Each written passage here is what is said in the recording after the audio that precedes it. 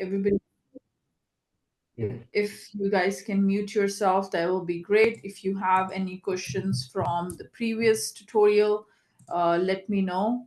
And let me go ahead and share my screen. Well, this is hi, this is Tony.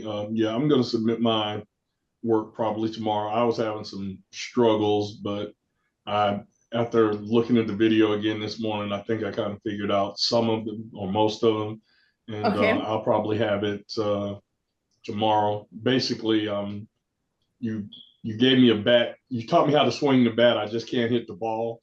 So, No worries. So if anybody wants like an extra class during the week, I'm available between 11 and 11:30 and 4:30. So you can ping me anytime and we can schedule something if you need like an extra help. Okay, thank you. Okay. Okay, I understand everything is more the time that I'm not able to, but we would later. I'll send you a message later. Thank you so much. I appreciate you. Okay, no worries. Okay, guys. So is everybody able to see my screen? Yes. Well, I am. Okay, good. So let me make sure.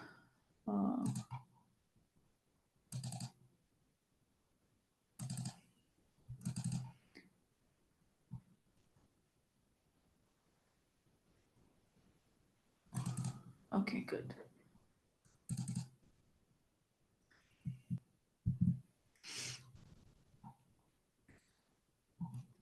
Okay. So today, last time, can anybody tell me we didn't talk about if-else statement, we didn't talk about loops, correct? No, we didn't. Okay. Okay, good. So today we're going to talk about a couple of things here, and basically, and we will be using Visual Studio Code. Has everybody installed Visual Studio Code? Yes. Okay. Okay, and Yes, if not, I don't know how to use it, so this. No worries. I'll give you it. Yeah. So first of all, what is Visual Studio Code? It is basically an IDE. It is a integrated development environment. So you can write your code in Developer Console, and you can run it and do everything within the Developer Console. But the majority of the time, when you are working with the team, sorry, Deepika, your voice is breaking a lot. We're not going to go into the nitty-gritties of those at the moment, but this is an IDE you can use to write code, and then you can push that code to the org. Okay, so I think somebody has their mic on and she's echoing back and forth through your mic. Go to the Force app, classes here, right click on it, you can create an Apex class. Okay, just like we did it in the Developer Console, we can do Deepika, it here. We are not able to hear. So let's say I've created these multiple classes here. And if I need to push this class, all I need to do is deploy the source. I don't think she can hear. Hello, Deepika. Can you hear us? We're not getting you really well. So the way to connect to the org is you're breaking up. We can't hear you. With one of the orgs that I have. So anytime you push the code, it will move over to that particular org. If you want to pull something from the org, you can do that as well. So IDE is basically help ease your development effort. It will kind of tell you if you're making any mistakes. It will give you suggestions. All of Deepika, that. So we are not able to hear you. Using an IDE, if you're coming from a Java development background, you probably have used. I don't think she can hear us. So this is also very similar. What do we do now? I'm gonna call her on the phone. And then once you get a hang of writing code, you can use an IDE. Okay. Deepika. So today we're going to talk about. So right now this is where you can put all your classes. If you have any triggers that we will learn about it, then triggers will go into this folder. And if you have any LWC Lightning Web components, this is going to be a separate module. If you want to create a Lightning Web component, you can create a Lightning Web component. Anything that you can do in Developer Console and more, you can do it from an IDE. You cannot create a Lightning Web component within Developer Console. So in order for you to create it, you have to come to LWC and create a Lightning Web component from here. Okay, so today we're going to go ahead and talk. Once I start using it, then you'll get a hang of it, because in the real world, majority of the time you will be using an IDE to write code. So did anyone call her? I tried to call her, but she's not answering. If help is so maybe she cannot hear it. Have a choice to make. Okay, if you want to execute, she'll probably wait to ask a question. I think that's when we can. Maybe it's a good idea to, let's say, leave the call and then join again. If else, and the way to write an if else statement, for example, you say if the age of an individual is greater than 18. If you want to go, should we all drop together? Yeah, that sounds That's like better, a better I guess. idea. Let's leave. Let's and all then drop join together again. and then see if she realizes. Yeah, probably. If it is allowed to type else, if this condition doesn't meet, what do you want to do? Something. If you want to do something, are you all dropping? Yeah, there's no point. Yeah. Okay. So this is called as an if block. Hopefully and this she'll is notice called us. as an F block, else block. So in the if block, you have to mention a condition, and the condition should result in either true or a false. So here, Deepika, can you hear us? Is 21. So is 21 greater than 18? Yes, it is. So which block will get executed? In this case, the if block will get executed.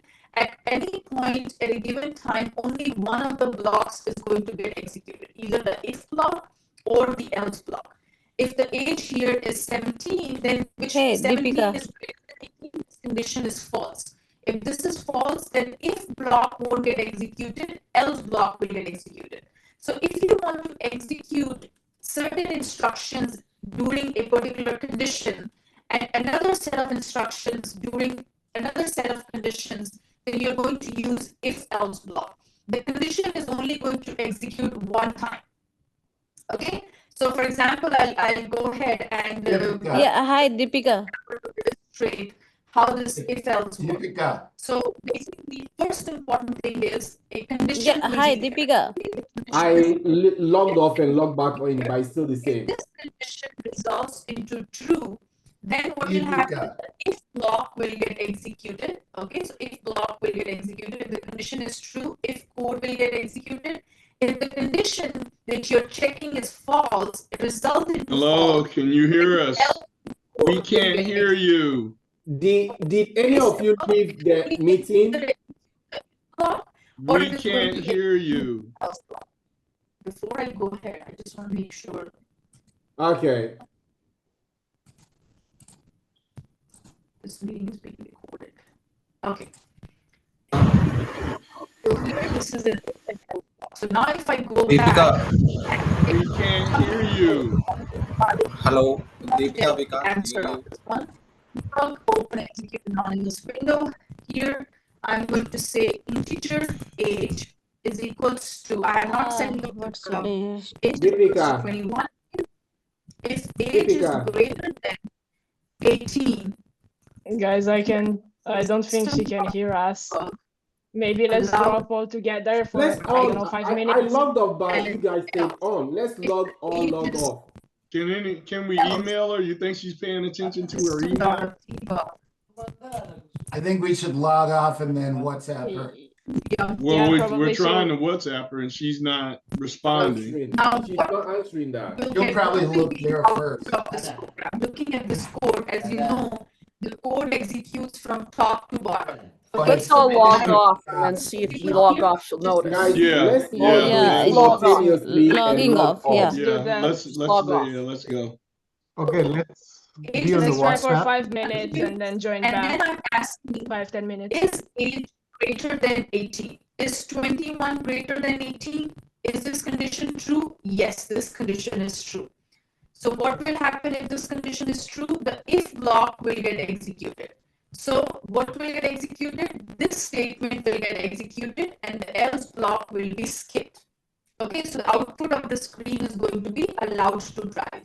So if I go ahead and execute this program, it is going to say allowed to drive.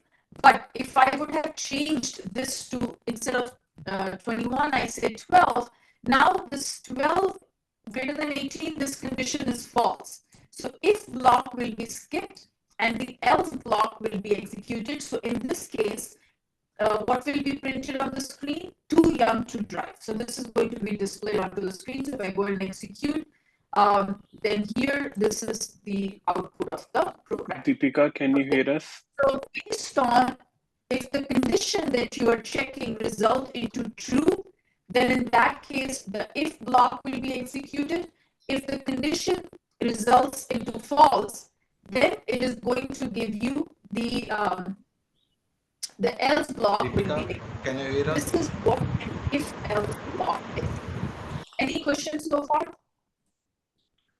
Can you hear us? Hello, Deepika, can you hear us? Anybody has any questions?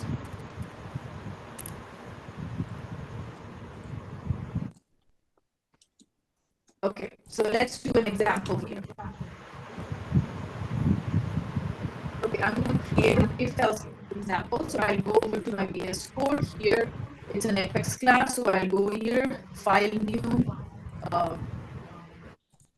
I am trying to annotate. New I think that also she class, cannot and the see name it. of the class I give it as if else example.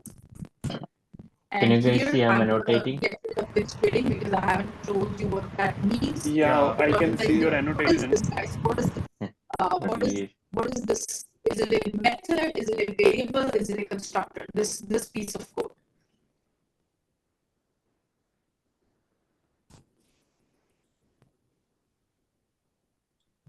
Tell me, guys, what is that? What is this thing? Deepika, we can't hear you. The sound is too bad. Who is talking? Hello.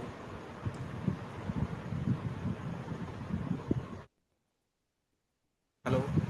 Deepika, can you hear us? Deepika, can you look at the messages in the chat?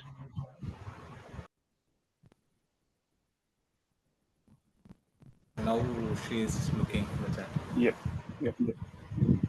You guys, is the audio having issues? Yes, Deepika, can you? Hello. Really? Hello. Yeah. Are you guys having issues with my audio? Yes, nobody is able to hear anything. Your voice is blabbering. We can't hear anything. Oh wow. Let me join again, okay? Yeah. Okay, 1 second.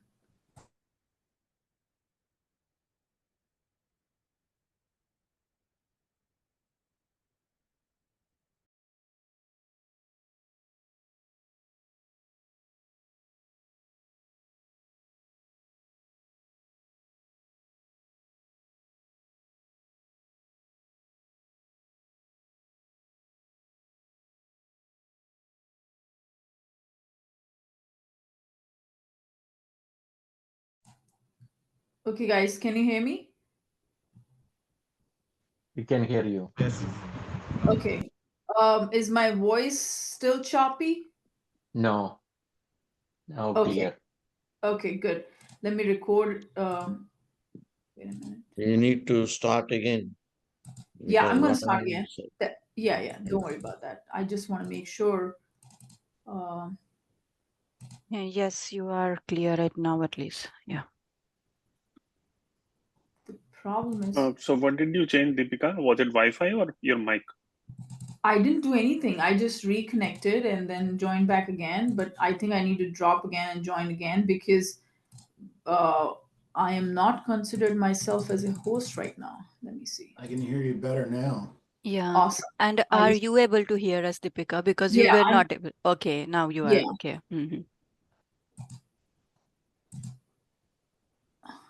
Okay, let me drop again and come back again.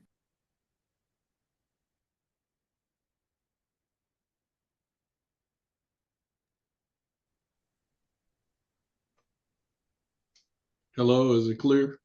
Yeah, I can hear you. Can She's joining back. She's joining back. She Yeah. left right now. Yeah. Yeah, Oh, I could hear everybody before, okay. but she was breaking up so bad. I know.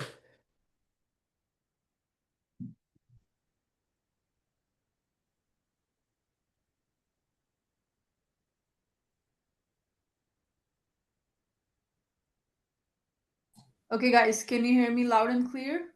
Yes, Deepika. Yes, we can Deepika, hear can you. you please, Deepika, can you please start from the beginning because we Yes. didn't hear anything at all Yes. right from the, the Visual Studio.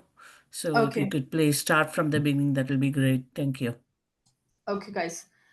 So this meeting is being recorded. I want to make sure. So basically, guys, what is if you guys can mute yourself, that would be great because then others won't have any disturbances. And if you have to talk, just unmute and talk. So first of all, what is VS Code? VS Code is an IDE. What is the meaning of the word IDE? Means it is an integrated development environment. Okay. So it is basically eases your effort when you're writing code. It will give you suggestions. Now this Visual Studio Code also has Copilot with it. Agent Force Vibe is also integrated. So the AI is also there. So if you go over to this, and then here you have, where is my Agent Force Vibes?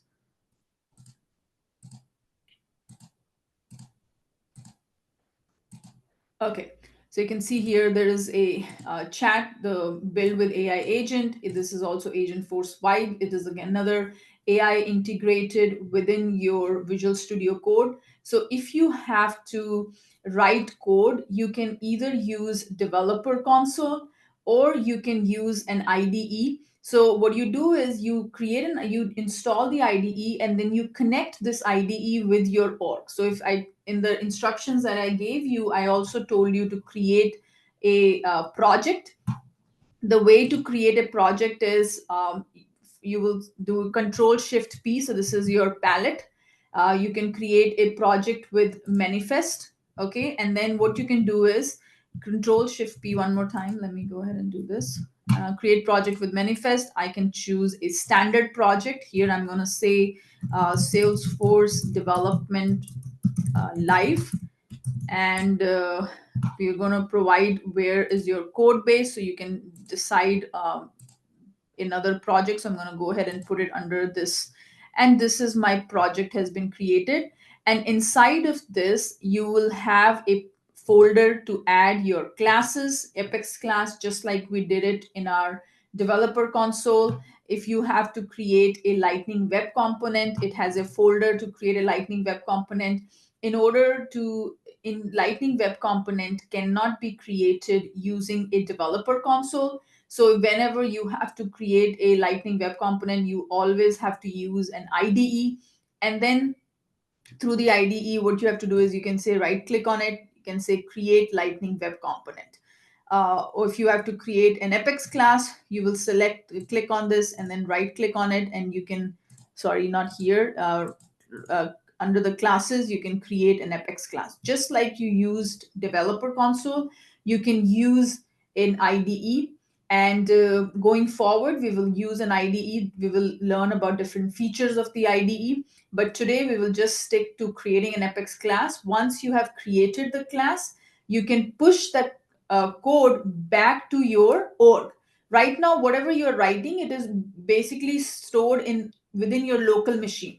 So if you have to push the code to the org, all you have to do is you have to say deploy the source to the org. So it will go ahead and deploy your Apex class to your Salesforce org, and then you can run the code within your Salesforce org.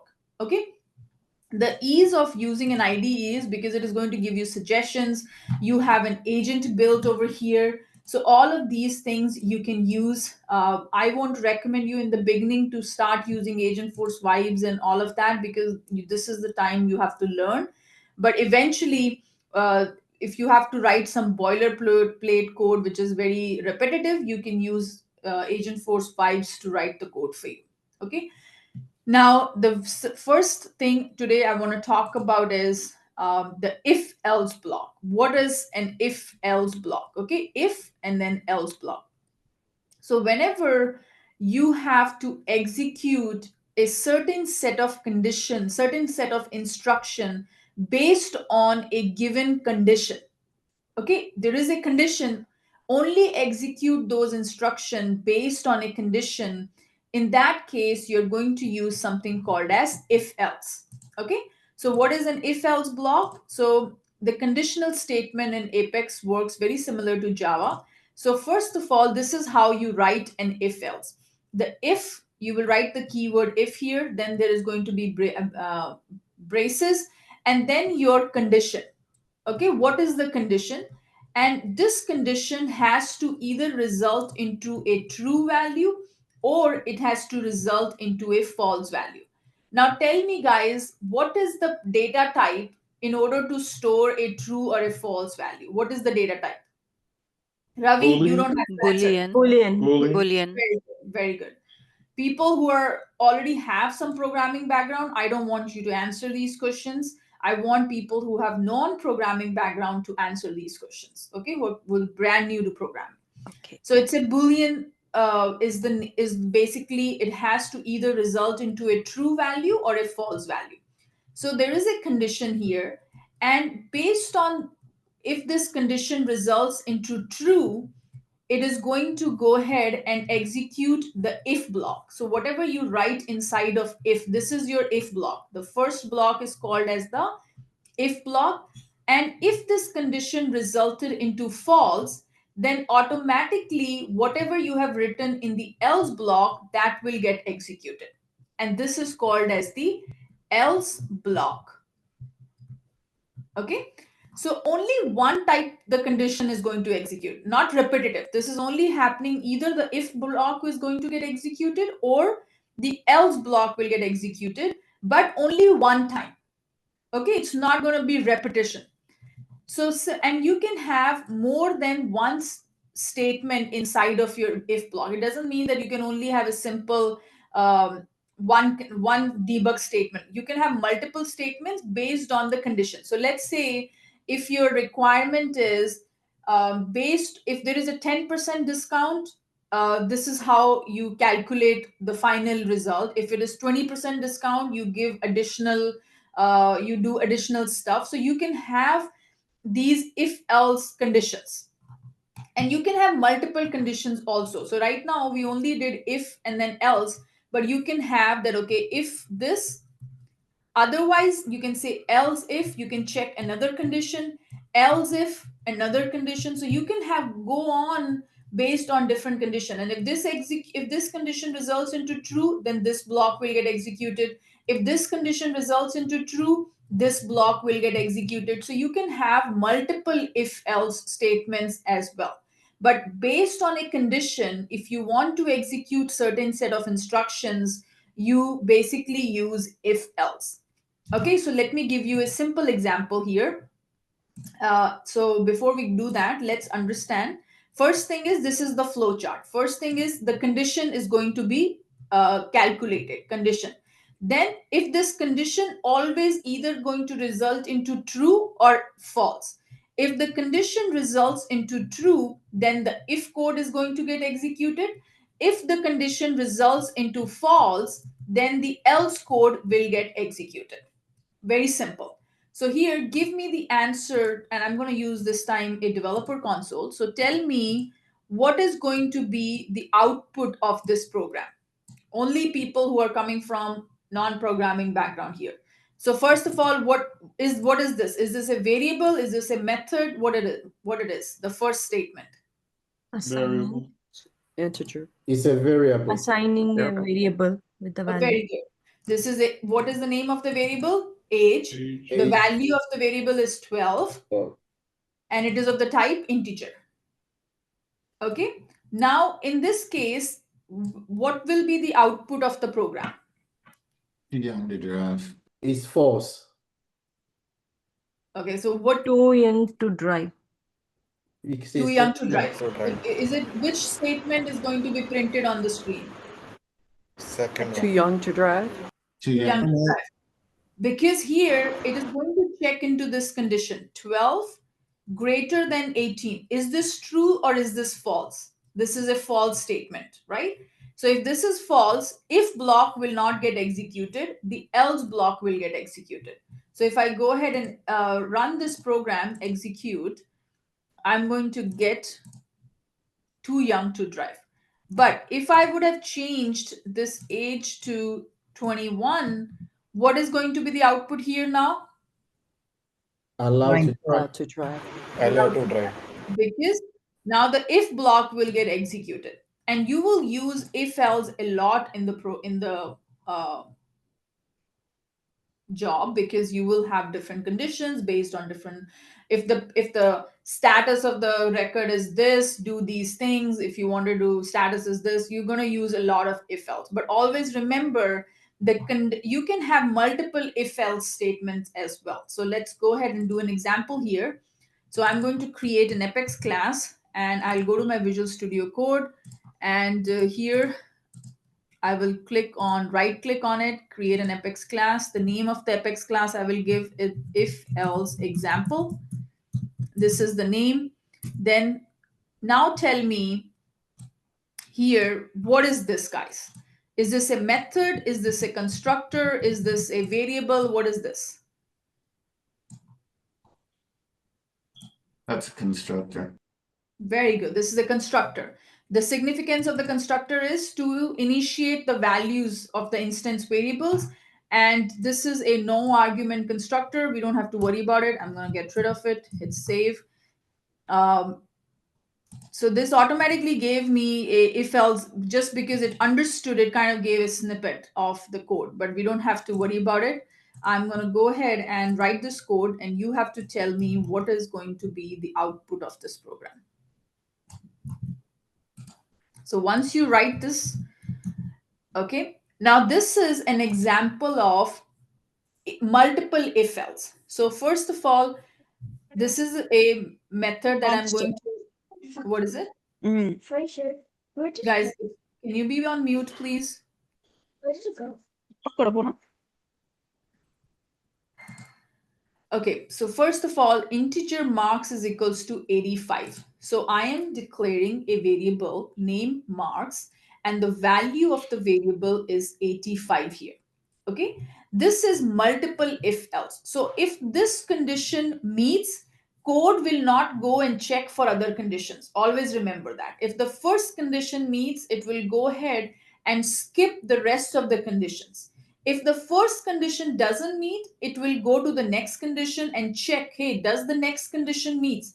If the second condition meets, it will skip executing the remaining conditions, and it will directly come over to line number 17, and then it will print line number 18. Okay, so this is your complete if else block. So tell me, looking at the code, what will be the output of this program? Marks is 85, grade will be A. Marks is 85, and grade you are saying is A. Yeah. Okay, is everybody clear? So first of all, marks is what? Marks is 85. Grade, at this point, we have not finalized any value for it. First condition is 85 greater than equals to 90? Does this condition holds true? No, it doesn't.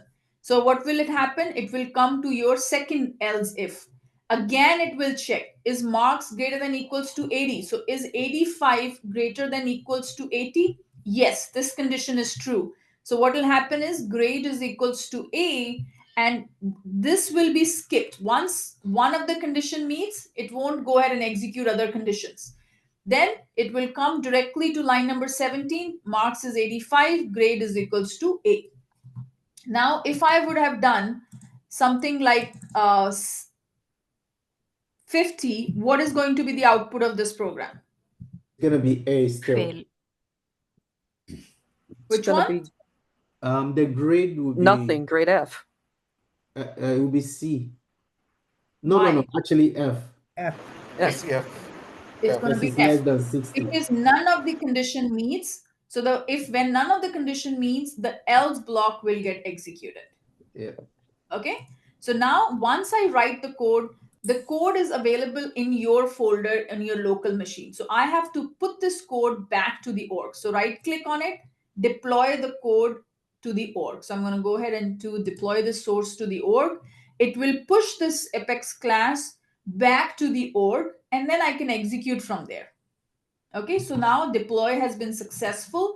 I'm going to go back to my developer console, and if you will look in under the file open resource, you're going to see your if else example. So what was the name of the, let me just refresh it. File open resource. And you can see here your if else example is present, the same one that we just wrote it, because we connected our IDE with this Salesforce org. And then I'm going to go ahead and how do I call this method, guys? How do I call it? Do I need to create an object of this class, or I can just directly call with the class name? With the Call class name. name. Very good, because it is Yeah, a class static name. method. If else example dot of run, it's a static method. So I'm going to go ahead and do execute. And then here, what is going to be the output? Output is going to be grade F. Okay.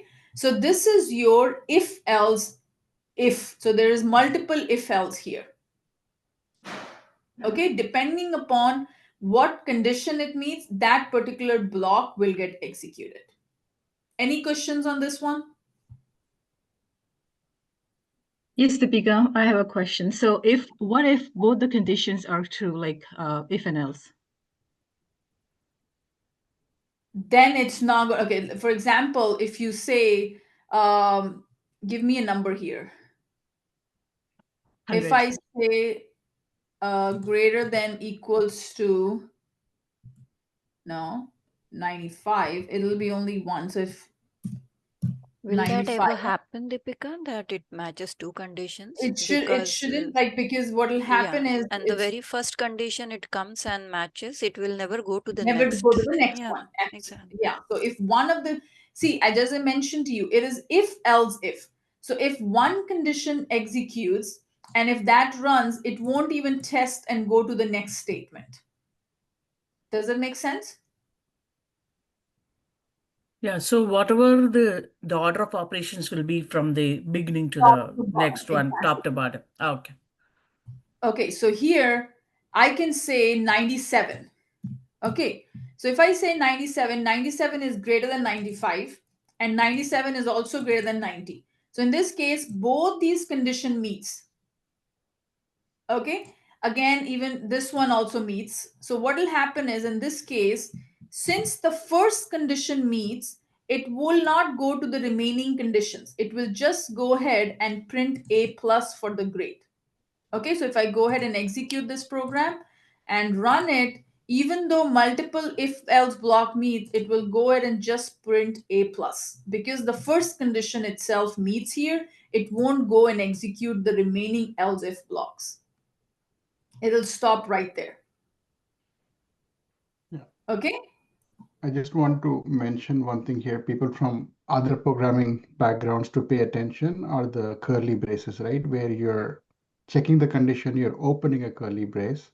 You could have multiple actions there, line 7, right? You could have said something else there. So it'll continue to execute until the curly brace end when it Very finds the end of it.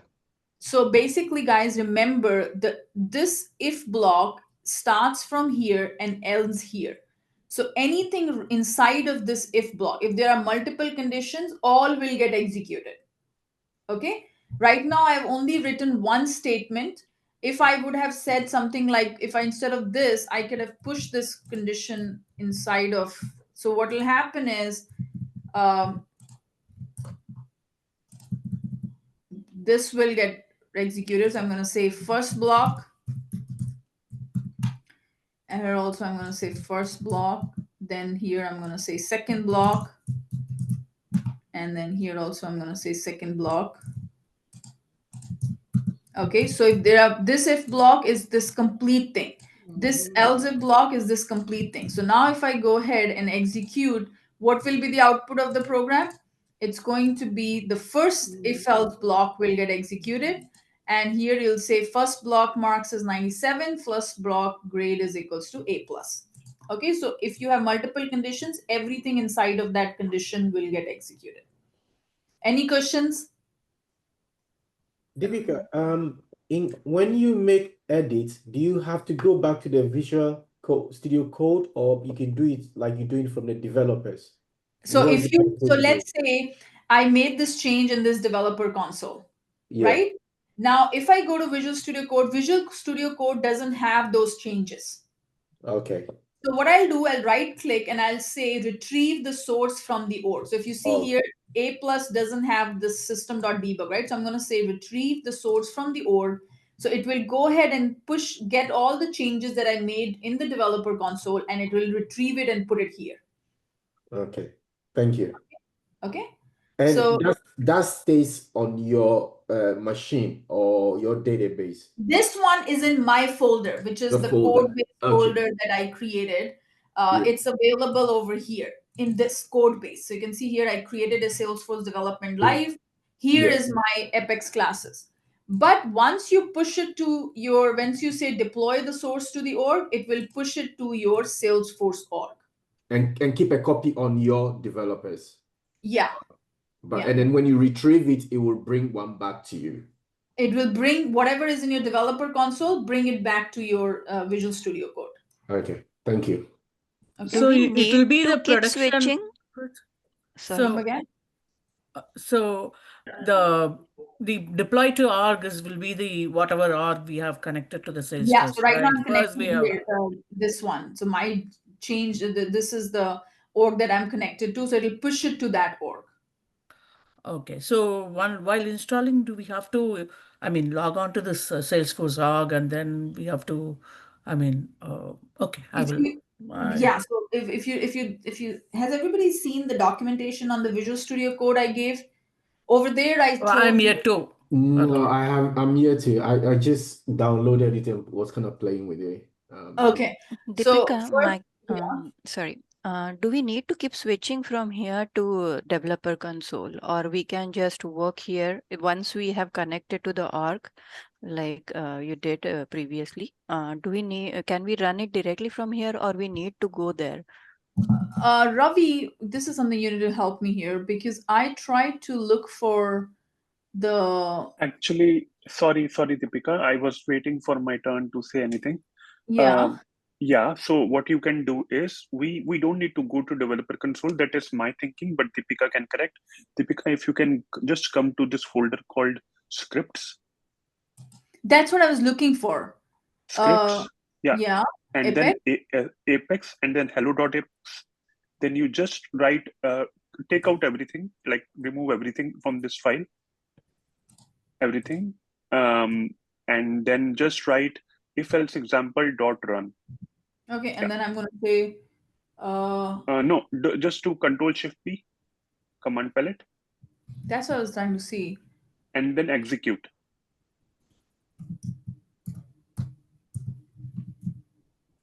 Yeah, first one.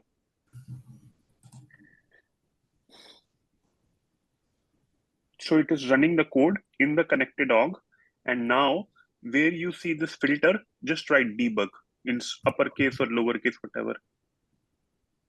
So you can see here, this is the output. Yeah. So you don't need to go to console, developer console. And let's say, just do one more thing, Deepika. Copy this command again, if else example.run in line 9. One more time in line 9. Okay. Yeah, and now do the same thing, which is Control-Shift-P, command palette, and then execute. So what I'm trying to say is that let's say it is giving you duplicate output because you ran the command twice. What you can do is just click on that, next to log symbol, there is a cross with some rows. Next, yes, clear. That's called clear output. So it will clear the output. Now you can run it again. You will see just fresh output from the last run. No, but it'll be two so you won't see the historical output. Oh, but okay, that is understood. But this is two commands are going to get executed here. Okay, I wanted to show that you can clear and just see the latest output. So even with one command, you will see just last occurrence, last output results. So yes, now you don't need to go to developer console. Thank you. I never, to be honest with you, I always either use developer console to write my code, or I knew there is a way to check anonymous window, but I never executed within the VS Code. So Deepika, one question. Yeah, So I think VS Code only has this shortcoming where we could not highlight, basically filter the output, but now they have done it. So I think there is no reason for us to go to developer console. Okay, great. But you still have to push the code to the org, or you can push so later. That you all already showed, like right click. If we just right click on the file, we can just click on deploy to org. So deployment, retrieval, running the code, everything we can do here. Yeah, that I will do. Okay. If I'm doing it. So what was somebody was asking a question? Deepika, this is Ram. So I wanted to, in debug console, right? You can highlight certain commands, right, and then execute those commands alone. So is there a way we can do? Let me see if I can do this. If I'm going to clear this, right click on it. No, I can't. No, both of them.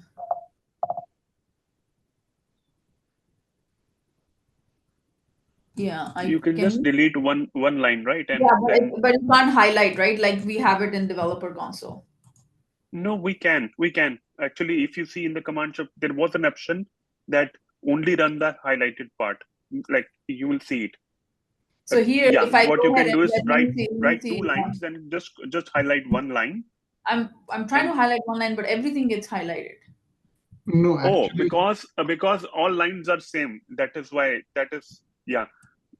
Maybe we can test this later with other. Yeah, just write another method in another line if there is another method. Yes, I think just highlight this line. System.debug. Let's see. And go to Control Shift P, Control Shift P, execute, currently selected. Yes, currently selected. So it only, you can highlight as well. So it only executed the first line. Okay, thanks. Okay, excellent. So now this was your if-else example. Any questions on this one? Deepika, a very quick question. If there will be a condition that we will have both the false value, so what will be the result of it? And if there is a situation that we have a null value as well? If it is so null value, your expression will never even, the code won't even go further. Like it'll have a syntax error on that code. So if I say, let's say we do this. Okay, so if I say here string name, if name, you can't do this. This condition always needs to be else. Here, this always needs to result into a Boolean. Boolean can either be true or it could be either be false. Okay. So if both are false, is there outcome? What would be the outcome of it? Fail the whole. Else block will get executed. Okay. If this one doesn't meet, then means automatically this will meet. And both are false means there is no result. Like what would be the result? If both are false means else block will get executed. Else means if the first condition doesn't meet, anything else will fall into else block. Okay. Okay, so if this says name is equals to Deepika, okay? And here you're checking if name is equals to Deepika, so it's gonna be an equals to operator. So here I'm gonna say if block executed, and here it is only going to check does the F, and this one is going to be the else block executed. So what will happen here is, does this condition meets name is equals to Deepika? Yes. Okay, and if I say something like this, then this condition doesn't meet. Okay, so then automatically this resulted into false. Automatically the else block will get executed. If this condition results into false, then this block will get executed. So if I go ahead and hit execute, you will see the else block is going to get executed. Okay, and if the first condition meets, if this condition meets, then it's going to execute the if block. So you're going to see here the if block executed. Okay. Now my question was, you declare in the beginning that the name is Deepika, but none of the block says that your name is Deepika. Like, you know, the first block says the name is XYZ, and the second block says name is 123. So none of the conditions are met. So the loop will fail, or still. Then you always have an else block. Remember here, this is the final block. Okay. You see this final else block? What if we don't have the final block? So the whole system will fail, or they still will execute? No, so see, the if is, you're saying if do this. If it is not, it'll skip on, go to the next line of code. Next one, it'll keep on going to the next one. So if I say if else name is equals to this, then here, if I else if this doesn't meet and this doesn't meet, okay, none of these meets. So now, first of all, must be of the type string. So this is a string. This is equals to. It has to be always a Boolean value. See, now in this case, none of the condition meets, so nothing will be printed on the screen. Okay, so it fails. Okay. And if it is It's the not program, a failure, though. it's not a failure. It It basically tells you this doesn't execute, this doesn't execute. But if you had a statement at the end which is outside of the if else, this will get executed. Okay, outside of if else. Okay. So in this case, what will happen? The Deepika doesn't matches this statement, so this block won't get executed. This also doesn't match, so this block won't get executed. Since all of this doesn't execute, that's fine. It's not an error in the program. It's just that none of the condition met. Okay, so this block will get executed. So the debug only will go over to the last line and it'll say outside of the else block. And if you had a simple else block, okay, if you had a simple else block, and this will get executed if none of the condition meets inside else block.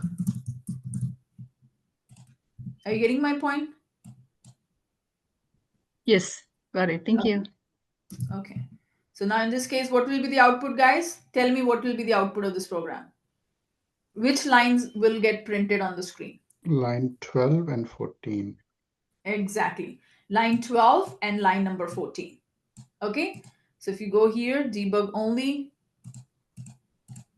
inside the else block, line number 12, you see the line number and you see line number 14. Okay. Deepika, I have a question. Go ahead.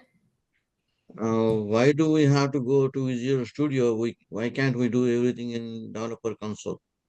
We can do everything in Developer Console. That's not a problem. Once we go to Lightning Web Components, if you will have to go to it, use an IDE, because you can't create a Lightning Web Component through here. Okay, for LWC, we have to go to Visual Studio. Okay, I got it. Need an IDE for that. Okay. So now the next one, this one I told you, if else if statement, right? So first of all, if this is the if else block. So first, if this expression will be checked, if this expression results into true, whatever is inside will get executed. 10 minutes. Otherwise, guys, please mute yourself. Else if expression number 2, this will get evaluated. If this also results into false, then it will go to the next condition. If this resulted into true, it will execute this and it will come out of that else if block. Okay. Any questions? Deepika, I don't have questions on if else statement, but I do have question on the static one with the class that you have defined earlier. If you could go back to the Visual Studio. Yeah. Yeah. I know the class name is if else example, and you are declaring the static as another method. Like, how is it? No. So if you remember, do you remember? Name of the method here is run. Okay. Okay. I'm so sorry. Name of the method is run. It is returning a data type of void, means it is not returning anything. And static is the keyword that tells me, remember the difference between a non-static and a static? Yeah, I got it. Okay, this is a method. Since we used to have certain declarations in the class and then call back. Right now we didn't declare any instance anything. Yeah. Okay. Yeah, so this is just a method with the keyword static in it. Okay. Yeah. So got it. Yeah. And Deepika, it sounds to me like you can create custom methods as well as the out of the box Oh yes, this is my own method. And remember, we were using datetime dot of new instance, so we were using out of the box methods, but you can create your own methods as well. That's what I'm seeing here. Okay. Yeah, so you can, and that is what we will be doing. We will be creating our own methods, and we will also be using out of the box methods. Thank you. Okay. Next one, guys, is a switch statement. So it also works as if else, but this one is more cleaner. And if you want to just check for equality, okay, then this switch statement comes out handy. Okay, so here, this is how you write a switch statement. Majority of the time in the real world, you will probably use an if else. Okay, switch, you should just know about it, how to use it, but 99.9% you'll be using if else blocks. Okay, Apex provides a switch statement that tests whether an expression matches one of the several values and branches accordingly. So here, switch, this is how you write it. Switch on your particular variable expression, it will check. So let's say switch on A, and you say A is equals to 21. And if there is a value 21 here, then that particular block will get executed. Otherwise, if none of these executes, if none of these meets, then you have when else block, which is the final block that will executed, which is nothing but your else block. Okay. So it is going to check for equality. Is there an A21? Is there a 21 present in either of the matches? And if it matches the given value, then that block of code will get executed. Otherwise, the else block will get executed. Now, let me give you an example before I teach you. So let's talk about, this is your switch statement. Okay, before I do that, let's do another example. Then you have to give me the score. So I'm going to go to the Visual Studio Code. We'll click on File, New, Apex Class, and then we will do the switch else because there is one more example.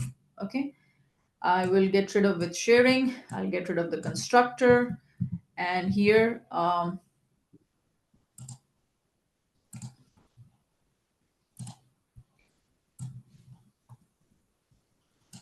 what will be the output of this program, guys?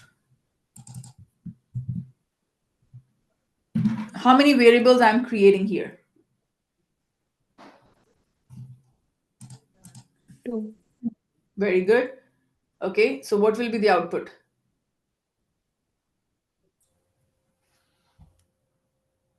Which statements will get printed? Which statements will get printed? Okay.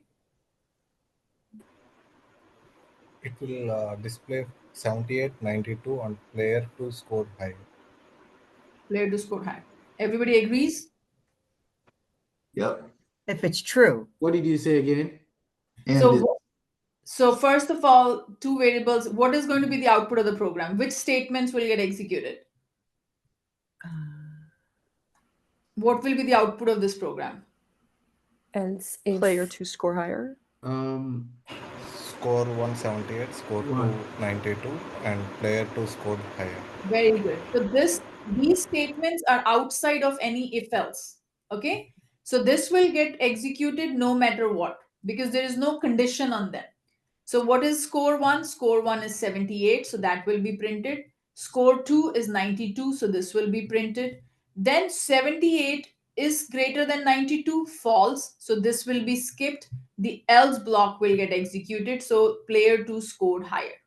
Okay, now let's go ahead and execute this program. So I'm going to go ahead and do compare scores example, and I'm going to dot of run.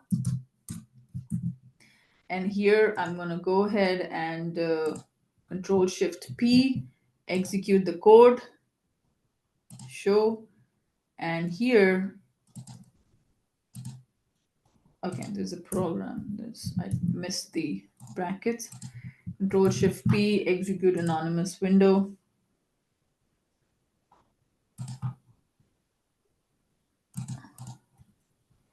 Deploy the source to the org.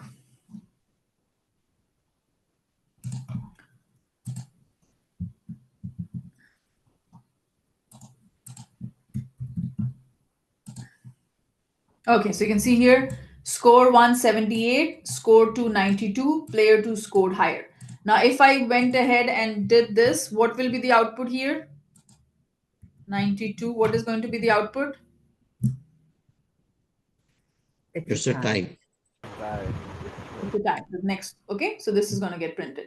Now next one is switch statements. Okay, so what is a switch statement? A switch statement in Apex is used to replace multiple if else statements when you need to compare the same variable against different values. Okay, so if you have different, you want to test what is the value. So let's say you're saying status, right? And it could have either in progress or complete or delayed, things like that.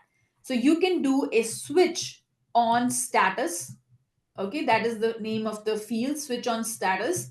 And then here you can say when, if the value of status is in progress, then this piece of code will get executed. Okay, when this will get executed. If you had another when, and you can say this one delayed, then if the value of the status is delayed, then that piece of code will get executed.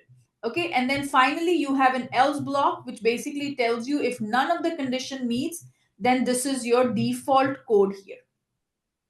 The majority of the time, it is basically used to check on equality. Okay, if the value matches, that is the majority of the time we use it. So for example, here I'm creating a switch example class. So I'll go back to my Visual Studio.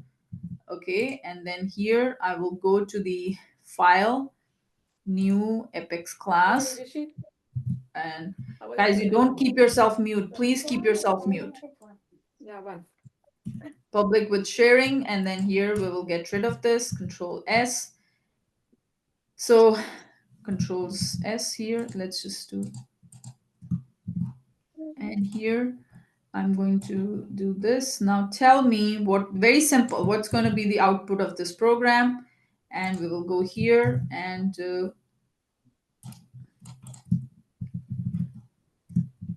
okay, what's going to be the output here?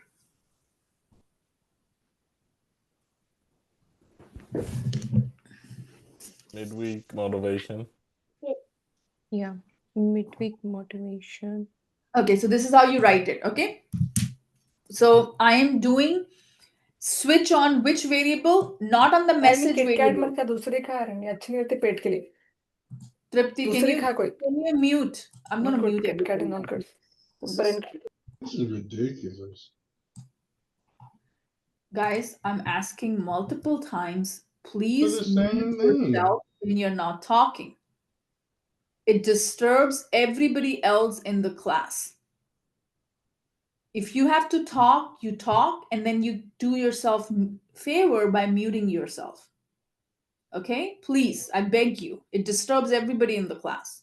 It disturbs me as well. So here we have a switch example. This is the name of the class.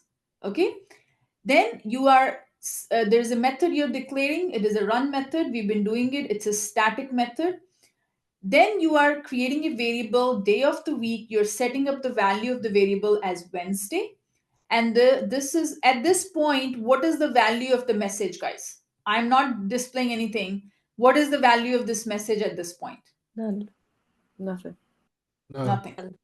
It will be No. null. Okay. So now here you are saying switch on day of the week. So what is the value of day of the week? Wednesday. This will get executed? No, this will not get executed. It will come to this block and it matches the exact one. So this will be printed on the screen.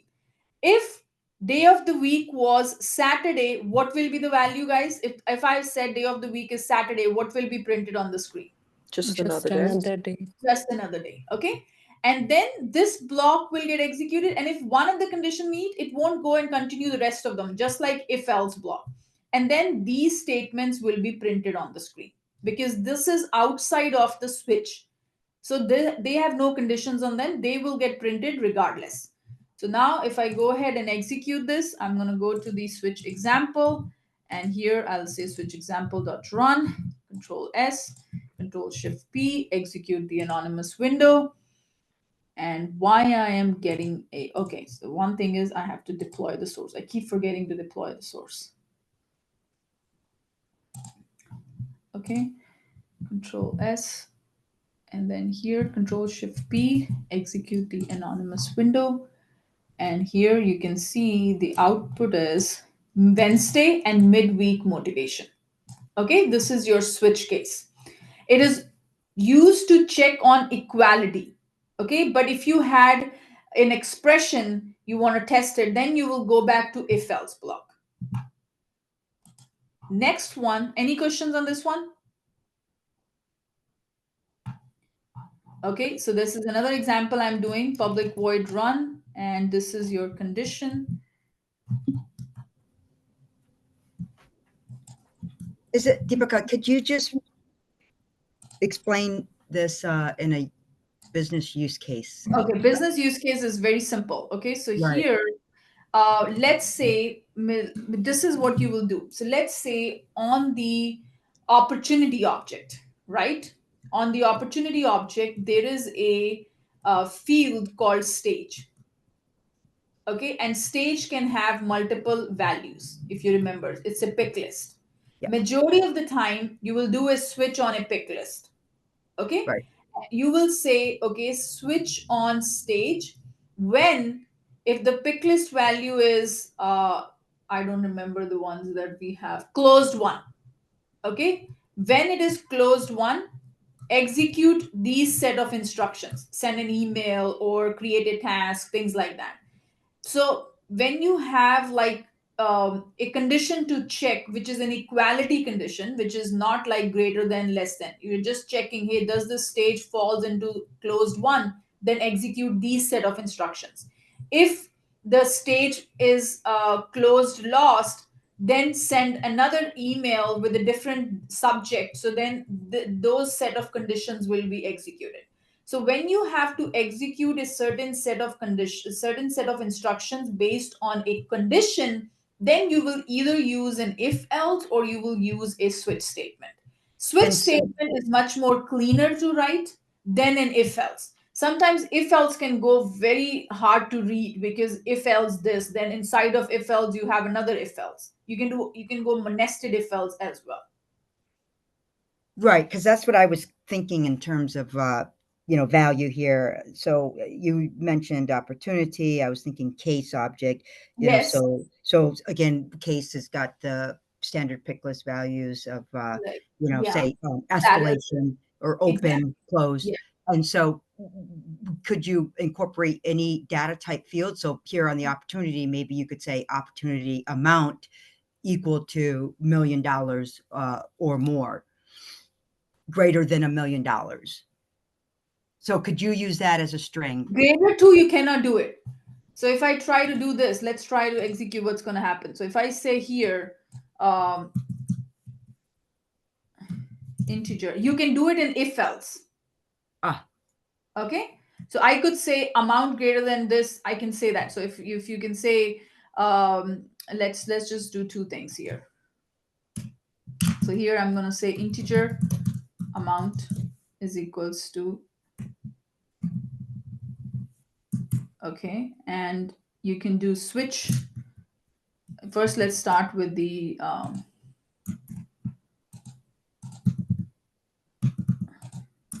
if amount is less than 1,000,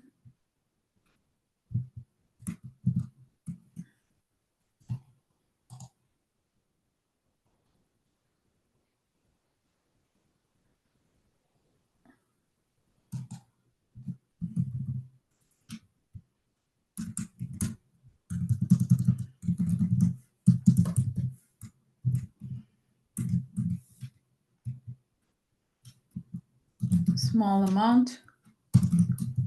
Okay, and then here, if you said else if amount is greater than equals to 1,000, I'm trying to get this accept. Okay, I'm going to accept it. So now here, what's going to be the output? So you can do something like this.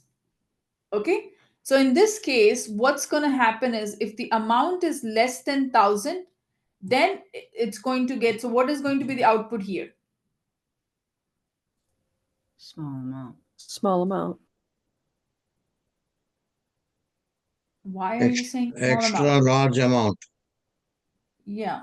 Why are you saying small amount, first of all? Which condition meets in this case? What is the Last value of one. amount? Extra large amount. Last. Exactly. Oh. That's going to be the output, right? So if you do, this is how much is it? $1 million, right? And here you're saying, is $1 million less than 1,000? No. So this condition is not going to meet. So where will it go? It will check for this. Is amount greater than 1,000? Yes, it is.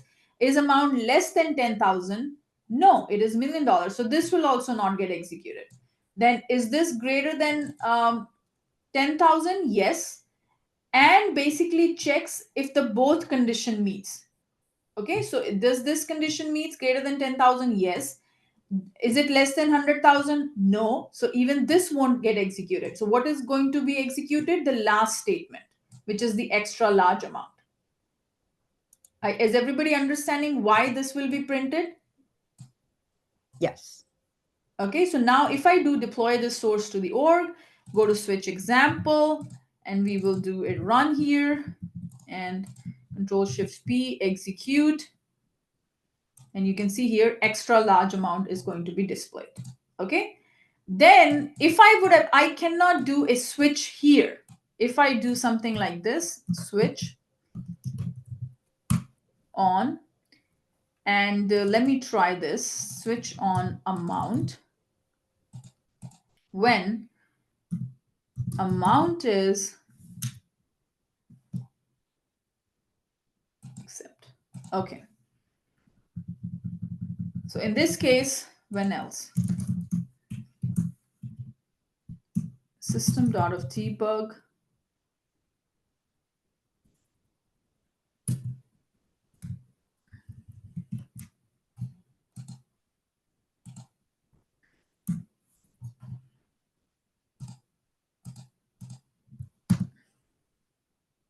Okay. So in this case, if you have, let me see if I can do another one. Yeah. So now in this case, you can do the same thing on here, but when you have multiple conditions and all that, the if else works much better. That's why majority of the times you're going to use this one.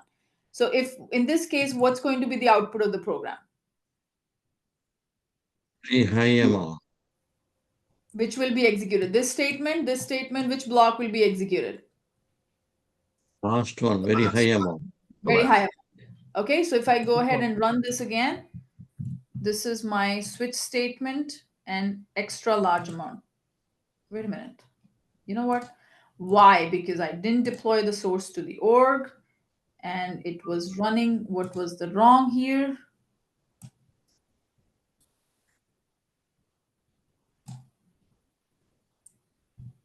Let me see what's the output.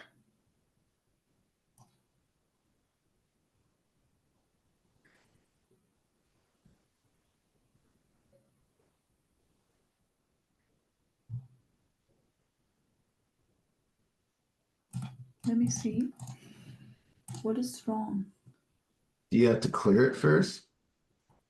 I did declare. And here,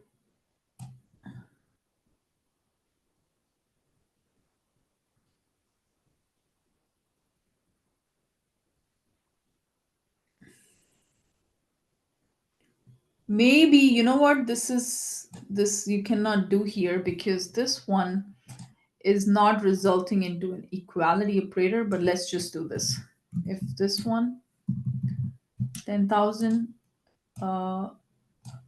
let's say 1,001, and then here, let me get rid of this. Let's see what's going on. When 10,000, deploy the source to the org. Yeah. See here, there was only equality check could be done. So if I try to do this, Control-Shift-P, execute anonymous window, and this time it executed very high amount. But if I try to do this, amount greater than 10,000 or 1,000 here, let me deploy this code to the org. You cannot do that. So you cannot have it always needs to test for inequality. The if else you could have done conditional that, hey, if this is greater than this, then this one. Whereas here it is checking, hey, does this account matches this condition? That is it. Are you getting my point? Yes. So Deepika, just a suggestion, because my check will be that is it greater than 10,000? So on line, maybe after line three, Huh? just create a Boolean. Boolean is amount greater than 10,000. Then you will use a switch on. No, no, no, no. Okay, let me see. No. Boolean is amount greater than 10,000. Is a greater than Is equal to amount greater than 10,000. I mean, 10,000, yes. And then I will mention that variable name in the line 6. Oh, you're saying this one, true? No, not true. Yes. Amount greater than 10,000. So here you're going to check switch on this. No. Yeah, you have to do switch on which one? Which value you're testing? It's a Boolean value. It can be either true or false. No. So this one is going to be either true. This one is going to be true. No, see, what you're saying is you have to do switch on the same variable. You have to do switch on the same variable here. Yes. Okay. Then this one doesn't make sense. Fine. Yeah. That I was thinking rather than using literal values, if I can mention the conditions, because we cannot have an expression there. Yeah, we cannot have an expression there. Yeah, because when I try to do when amount, this you could have done in an if else, but not in here because this only checks for equality. The switch on only checks for equality, not for greater than less than. Okay. So what I was thinking here for the use case is that it could auto-populate another field with the outcome of low amount, medium amount, very high amount. Yeah, and then you do an update. So long as the Boolean if is placed in this code outside of the when lines. So see, look at the syntax here. You're doing a switch on this field, on the amount field. All you can do is you can check, does the amount field equals 1,000? Then this is going to get executed. You can only check what is the equality. You can't do a comparison inside of when. Are you getting my point? Like in if else, we did a comparison, right? If the score is this greater than this, you were able to display something. Here you can't do a comparison. Switch only checks for inequality. Hey, does this value equals to this? Then this block is going to get executed. If this value equals to this, then this block is going to execute. And if none of the condition meets, then this will get executed. My question is, and again, poorly stated earlier, can you combine a if else with a switch? No, it's completely different. All right. So you'd have to run that code separately. Yeah, you can have it below. Like you can create another if else here and you can do something else, but within the if, right, you can do something like this. When 10,000 and here inside of this, you can say if, and you can have like another condition here. Inside of, yes, you can do within the switch statement, you can write another if else. All right. That's what I was trying to clear here is that yes, you can say, hey, if amount, yeah, if amount, you have to give me another variable. If amount is equals to, or you can do whatever. If there's another variable, you can test that variable over inside of this if else. Yes, you can do that. Like you can use if else inside of its switch statement. So inside of the that answers my question. You can combine the logic in the code within one. It just has to be nested and stated under the switch. Yeah. So let me tell you something very in simpler form that the switch statement doesn't work on the Boolean because it's work on a certain data type. So if you have to use a Boolean, you have to use the what if statement instead of the switch. Is it true? So yes. Okay. So switch statement works on what are you testing. So here I can do it will work on here. So I can say Boolean is amount high, and I can set it up to true, and I can do something like this where I'll say switch on is amount high, okay, when true. Wait a minute.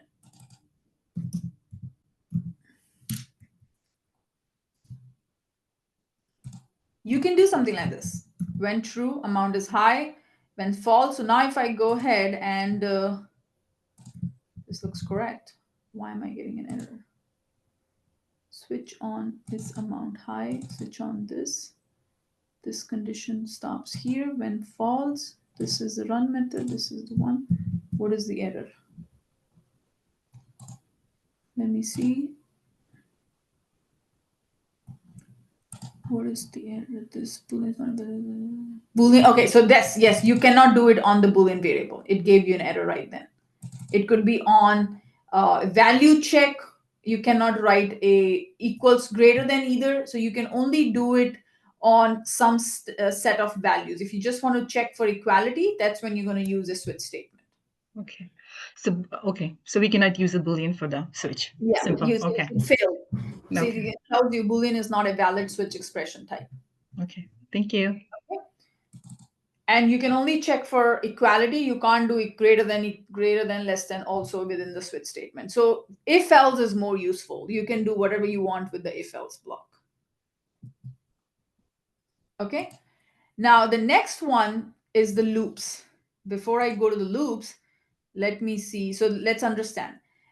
Use if else when you need to evaluate multiple conditions that are not based on the same variable, right? If you have to test for multiple conditions which belongs to referencing different variables, you will use if else. Your logical conditions like and all of those operators, you will use if else. You're checking ranges, comparison, complex expression, all of these you're going to use if else. Now, when to use switch statement, you're checking one variable against a specific constant values, you will use switch statements. You want your code to be cleaner and easier to read than multiple else if else statement, you will use switch statement. You have many possible discrete values like pick list or status values, you will use switch statements. Any questions on when to use if else versus switch? Any questions, guys?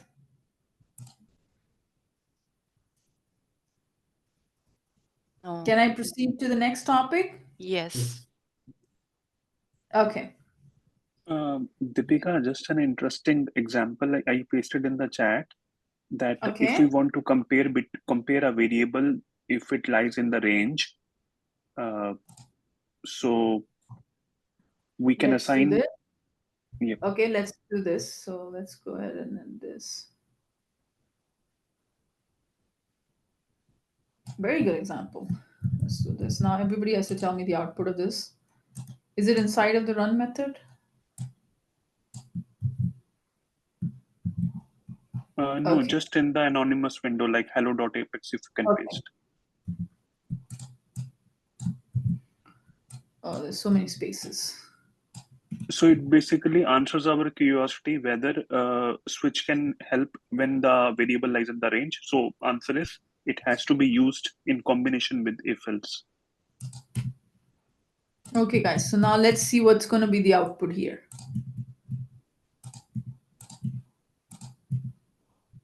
Okay, so integer amount is equals to 999. Status is not there. Bucket is not defined. Okay, both of them are of string type. Now, is amount greater than equals to 1,000 and less than 20,000? Nope, this condition doesn't meet. Less than 1,000? Yes, so bucket is low. What is the value of bucket in this case? Low. Then it will come outside of the else if block. Nothing else after this will get executed. It will come on switch on bucket. Bucket is low. So what will be printed? Status is equals to low priority. So what will be the output here? Opportunity status is low priority. Everybody understood this example? Yeah. I need a thumbs up from everybody. Yeah, isn't that a little redundant though? I mean, are we only using this as an example of? Yeah, just to understand if and when. It's not a practical example. Oh, okay. Yeah, it basically, see, here you can use what he's trying to make you understand with this example, that within if you can have multiple conditions, you can have and operators, or operators, all of that. But whereas in switch, it only checks for the equality. If this value matches the given list or not, you cannot do any other things within a switch statement. So switch statement is limited. If you can play around with it, you can make it as complex as you want. Yeah. If you're checking for multiple conditions, you're going to write if with all these different conditions. If amount is greater than this, stage is this, then do this, and something like that. So you can make it more complex. Switch is only purely on one variable with what is the value of that variable could be. Right. And Ravi, thank you for this explanation, because it brings context to a use case in terms of a combination of automating, auto-populating fields for the end user, and then also being able to automate alerts, whether it be email, to notify the end user that, hey, you've got a high opportunity because the code has met the criteria from as the business has requested. So that's why I was trying to understand, could you combine, the actual logic? You can, but not within the nested lines. It has to be outside of the bracket. Yeah, like within the switch, you can have another if else, but like if the status is this, then you check for amount. Like he could have done something like within the bucket itself, but within this within the if else, it will be hard to do a switch on. Correct. Okay, and you can see here the output here is the low opportunity. Yeah. So basically, as you said, Deepika, with if else, we are just setting the variable's value, and then depending on that variable's value, we are taking a call whether it's a high or low or medium opportunity. So we cannot basically do a range test in switch, which I thought was possible. So I took, just an interesting fact. This same thing is called case in Java. Yeah. But we cannot call it case here in Salesforce, because case is a case object. So if we write case, Salesforce will get confused whether you're talking about case object or case. This switch is called case everywhere else. Yeah. But because the case is reserved in Salesforce, so that is why we are using the word switch. Yeah. So to summarize, Deepika, the switch on, we can use it with integer, decimal, or double string, but not on Boolean. And we cannot have expression on switch on to compare with. Exactly. Okay. Okay, and within the if, you can do whatever. Within the switch, if you're only checking for an equality, like, hey, does this value equals to this value? That is all it's going to do. Deepika, can you flash that section of, when to use switch and if else? So here it is. So on the switch statement, you can see here, you're checking one variable against a specific constant value. That is when you're going to use a switch. Okay. You want your code to be cleaner and easier to read, or you have many possible discrete values like pick list or status. If you want to say, hey, does this pick list value belongs to this, equals to this, then you will use a switch. Very simple equality check. You can do it using the switch statements. Okay, but if you have to make it a little bit more complex, you have to test various conditions, then you will use if else. And 99% of the time in the real world, you're going to use if else statements. Okay, guys. Now, the next topic we're going to talk about is loops. Loops is basically if you have to execute a certain set of instructions multiple times. Right now, in the case of if else, that block of code only executes one time. But in real world, if you have to iterate, let's say in the real use case would be you have 20 account records. Okay. And on those 20 account records, you have a field called description. And you wanted to update the description on all those 20 accounts, you will go ahead and use something called as loops to iterate over those 20 accounts and update the value of the description, and then basically do an update statement on that list of accounts. So what will happen is we won't get into accounts and all that yet because there's so many other concepts I have to make it clear, like SOQL and all that. But we will use simple collections to go ahead and iterate over. So there are different types of loops that are available: while loop, for loop, and do while loop. 99% of the time you will be using for loop or while loop. Do while is very rarely used. Okay.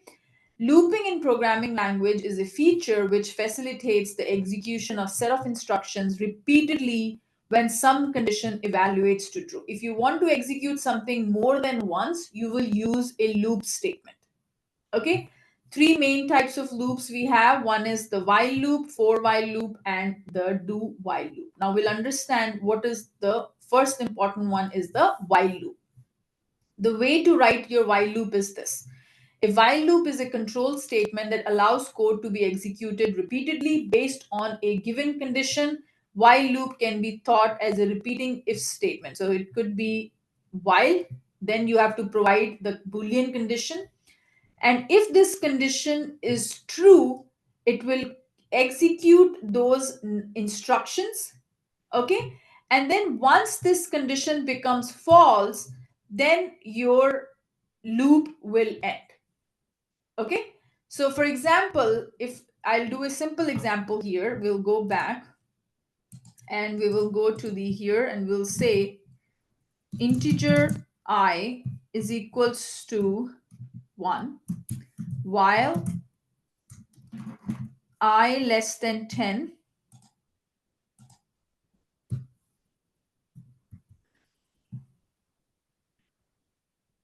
Okay, so here this is the while loop. Okay, how do I write it? While we am doing a while on this, I is equals to 1. What is the initial value of the variable is 1. Then it is checking while I greater than equals to, this is wrong, is why I less than equals to 10. Yes, it is, right? For the first time, this is how the loop will run. First time the value of I is 1.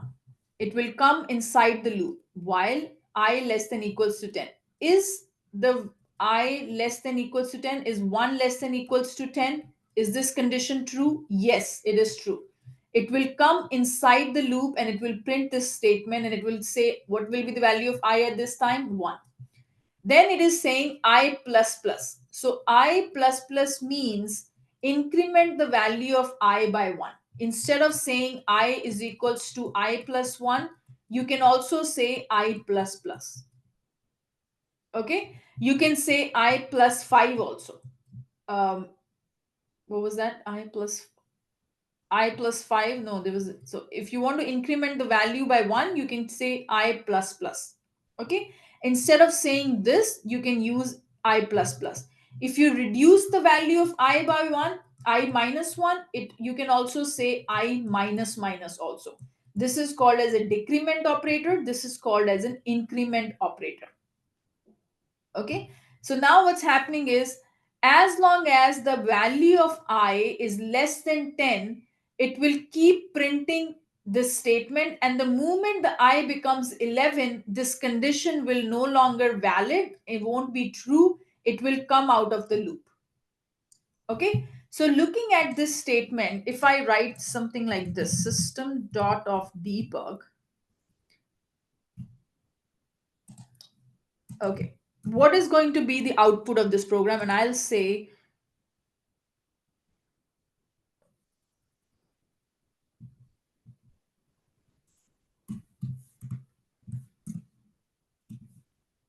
Okay, so anybody wants to tell me what is, Ravi, you don't have to tell me because I know you know Apex. So tell me the output of this program. Did anybody first, did you guys understood how this loop is going to work? Yeah. Want me to repeat It it? should be 4. Come again? It should be 4. No, it I will is equal print to hello 4. Apex iteration, and I will be 1 initially, and then it will become 4. Then 7. Okay. So it keeps on going until it is 10, and once it is, like, every time it increments by 3.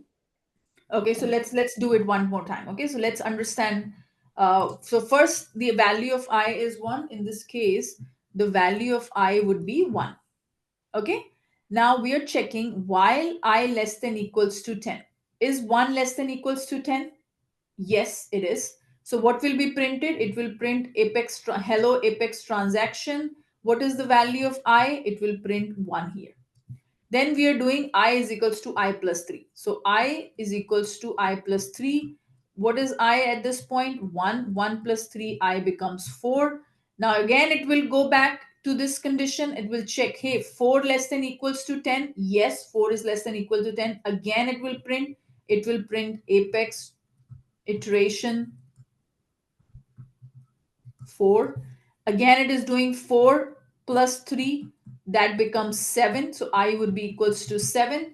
So here 7 is less than equals to 10. Yes, 7 is. So Apex iteration, it is going to say 7. Again, I is equals to I plus 3. 7 plus 3 becomes 10. Is 10 equals to 10? Yes, it is. So again, it will come inside. It will say Apex iteration. It will print 10 here. Then again, it is going to do I is equals to I plus 3. So 10 plus 3, it becomes 13. Is 13 less than equals to 10? No. This while loop will execute. While loop will not execute in this time because 13 is greater than 10. And then it will directly come to line number 6 and finishing printing hello will be printed. Okay, this statement will be I'm printed. lost. You're lost? Okay. Yeah. Where did you I So had you all the way I up until that understood. last statement where it doesn't equal 10. I thought it would then populate nothing. It would be null. Yeah. Before you proceed, Deepika, one suggestion. On I line was 6, lost till. can you remove that 10 times because that may not be true all the time. Yes. Yes. Oh, okay. I will Just delete that part and then we can finish have printing. Finish printing. That's yeah, it. something like that. Okay. So now let's understand. First of all, let's start with I is equals, and I'll do I less than if I say less than 10. Okay. So first of all, what is the value of I? I is equals to, let me get this small. 1. I is equals to 1. Okay. Is 1 less than 10? Yes. True. Is this true? Yes. It will come inside the loop. What will it print? It will print hello Apex iteration plus I. What is the value of I at this time? 1. 1. Then it is going to go to the next statement because everything inside of this block will get executed. I is equals to I plus 3. So I is equals to I plus 3 means 1 plus 3, I becomes 4. 4. Again, it will check this condition. Is 4 less than 10? Is 4 less than 10? Yes, it is. Again, it will come inside the loop. It will print hello Apex iteration. I becomes 4 in this case. Then it is checking I is equals to I plus 3. What is I? 4. 4 plus 3, 7. So the new value of I is 7. 7 less than 10? Yes, it is. That's where I got lost. I'm confused. Why is he moving to 4 plus 3? Because what was the previous value of I? 4. Then again, I'm saying 4 plus 3. Oh, it makes sense. Okay. And so I understand. So the finished printing line 6 is when it does not fall. It does not meet the condition of No. I. It comes out of while. Exactly. It will come out of this while loop. Yep. Okay. Once, so it will go 3, it will print 1, it will print 1 plus 3, 4, it will print 4 plus 3, 7, then 7 plus 3 is 10. This condition doesn't meet. 10 is not less than 10. 10 is equals to 10. So this won't meet. So this won't get executed. It will come here and it will say finished printing. So only what will it print? It will print 1, 4, and 7. Is everybody understood here how to write a while loop? Yes, now it makes sense. Okay, so now if I go ahead and execute it, I'm going to go to the Control Shift P, execute anonymous window, and then it is going to print this statement. First 1 got printed, then 4, then 7, and then finished printing. Okay, now if I would have made 10 here, what will be the output of the program?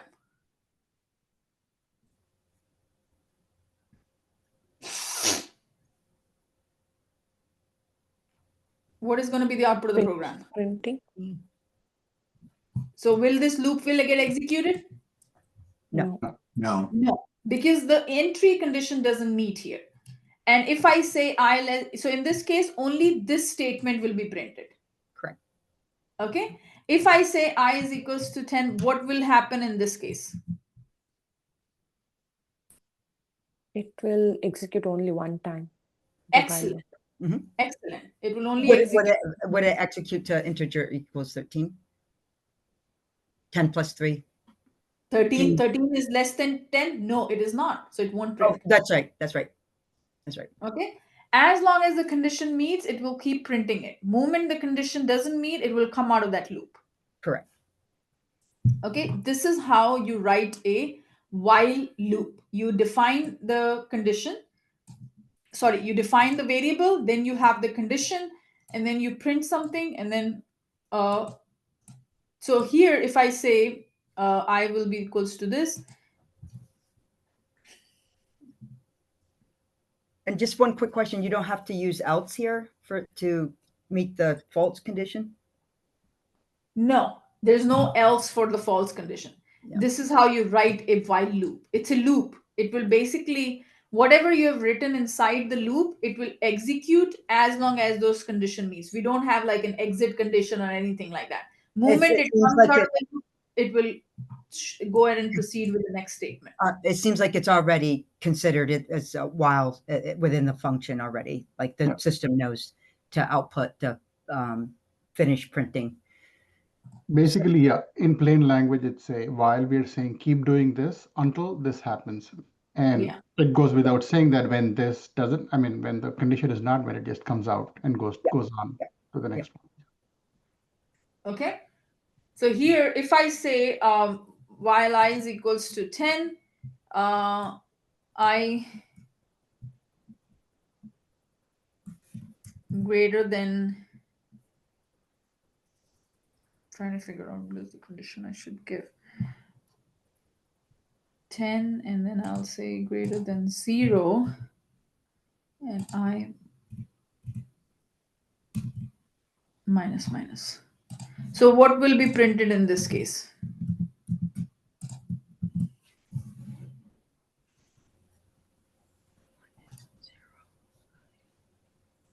What is going to be the output of this program? Hello, Apex.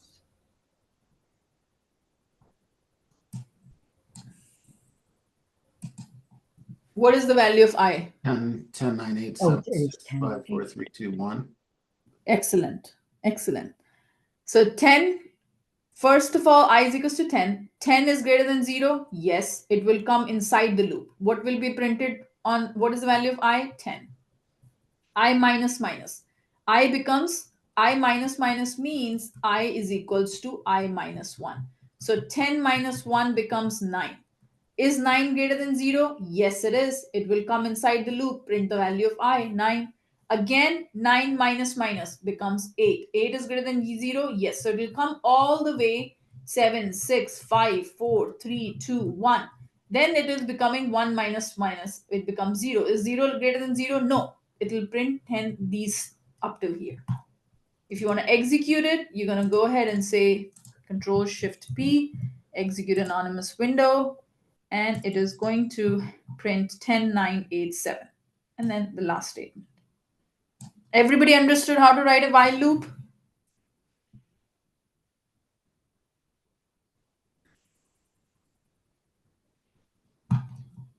Are you guys following me? Do you have any questions? Anything? Is it making sense? Right now, I'm just teaching you the building blocks. I understand. It is just matter of practicing and just getting more familiarized with it. Yeah, that is true. That is true. So this is your while loop. Okay. The next one is, and this is the most commonly used, and you have to know how to write this. For loop provides, before I go through, let me see if I have, okay. For loops. How do I write a for loop? So inside of while loop, what you do is you had a variable declared before, then you had a condition, and inside of that you did an increment and decrement, right? Here you do everything together. So this is how you write for, then you will write initialization. So you'll say integer, whatever you're doing, integer I is equals to 1, and then you're going to have a semicolon. This is how you have to write. First, you'll declare the variable, that is called initialization. Then what is the condition? So I less than equals to 10. This is your condition. And again, another semicolon. And then you'll say I plus plus. Okay. So then whatever your condition, whatever your statements are, these will get executed, and then this one. So let me explain to you with the help of an example. So the same while loop, we can write it in the form of, we'll say for, everything would be here. Integer I is equals to 1. I less than equals to 5. I plus plus. Okay. This is how you write it. So this part is called as initialization. This is your condition, and this is your increment and decrement. The first part only execute one time. This part only execute one time. So it will say I is equals to 1. The value of I is 1. Then it is checking 1 less than equals to 5. Yes, 1 is less than equals to 5.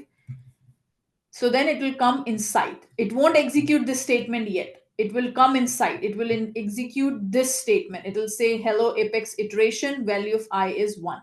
Once it executes the statement inside of the for loop, then this part of the program will get executed, I plus plus. So what will be the new value of I? I becomes 2 here. Okay, I becomes 2. Then this not going to get executed. This condition will be executed. 2 less than equals to 5. Yes, 2 is less than equals to 5. Again, it will come inside the for loop. It will print this statement. What is the value of I? I becomes 2. Then this increment operator will get executed. I plus plus. I plus plus becomes what? I becomes 3 now. Again, this condition will be checked. 3 less than 5. Yes. It will come again. It will print. It will go to 3. Then once this for loop execute, then again it will be incremented. What is the new value of I? I becomes 4. 4 is less than 5. Yes. So this statement will get executed. 4 plus plus 4 becomes 5. 5 less than equals to 5. Yes. Again it will come. It will print 5. Then 5 plus plus 6. 6 is less than 5. No. This is what will be printed onto the screen. So the way the for loop executes is this condition only execute one time. Initialization happens once. Then this condition will be checked. Once this condition checked, the for loop gets entered and this will be printed. Once the for loop gets, then this part will be executed. Once this execute, again the condition will be checked. Then this loop will get run. Again this loop, then this will be checked. So these are the only two conditions that will execute on repeat. This only executes one time. Okay. So now if I want to execute this statement, what will I do? I'll say Control Shift P, execute, and 1, 2, 3, 4, 5 got printed. Any questions up to here? No, thank you. Okay. No. Now I'm going to go ahead and give you this one we did. then we will do this.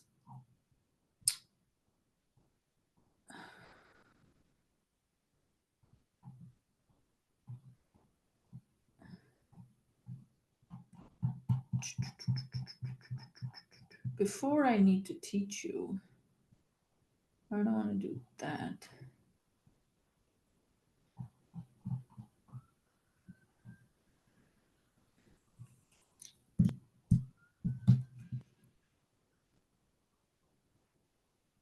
Okay.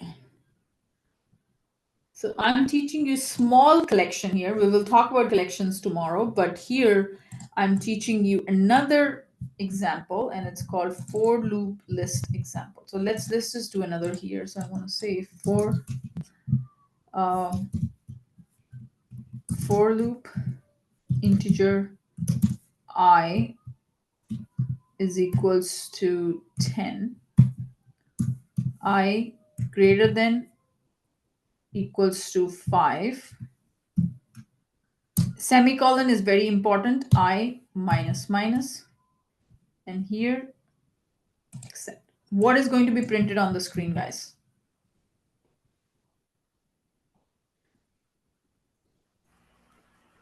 Ten down to 5, and then it'll stop at that. Exactly. So 10, then 9, 8, 7, 6, and 5. Okay, so Control Shift P here, execute, it will print 10. The current value of I is going to be 10, 9, 8, 7, 6, and 5, and it will exit out of that loop. Okay. Now here, there is a very special loop called as do-while loop. Do-while loop basically works at least for one time. Okay, so at least for one time the loop will work, but before we do that, where is my do-while?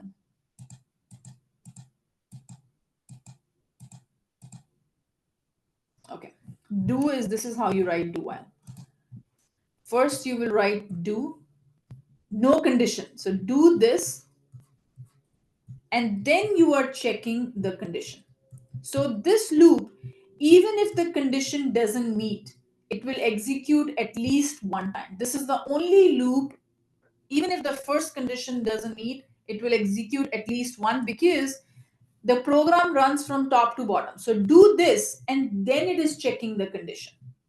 Whereas in while and in for, the condition gets checked first and then it will execute it.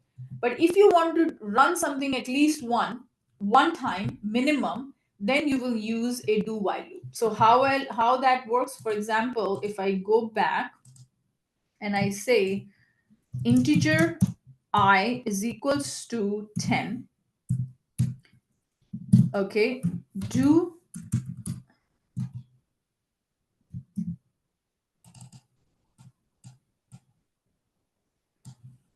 I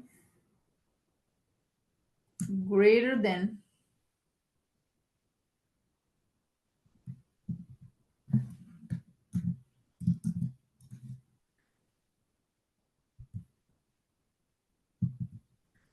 less than 10. Okay, and this is how you write it. Do system dot of debug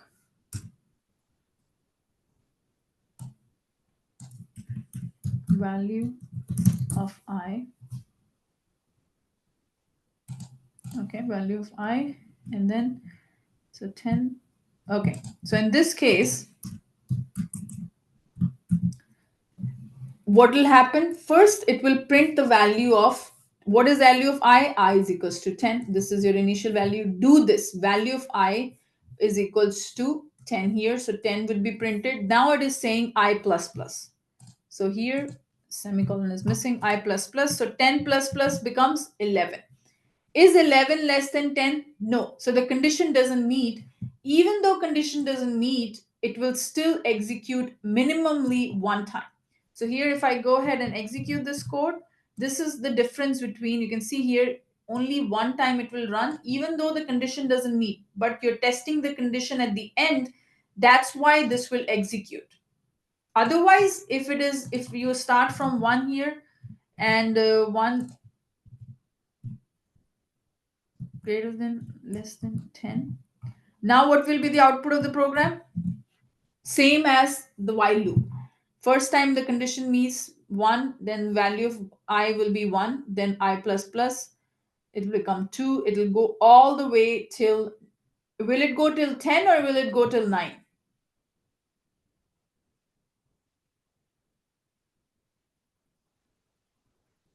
10. 10. Will 10 be printed on the screen? No. No, 9 No, actually. it'll only go to 9. It'll only It get will 9. only go to 9. So here we'll say Control Shift P. I'm going to go to this, Control Shift P, execute. And here you can say it only goes till 9. Okay. So do while always gets executed minimum of 1 time, even if the condition doesn't meet. Now there are 2 important things I want to talk about.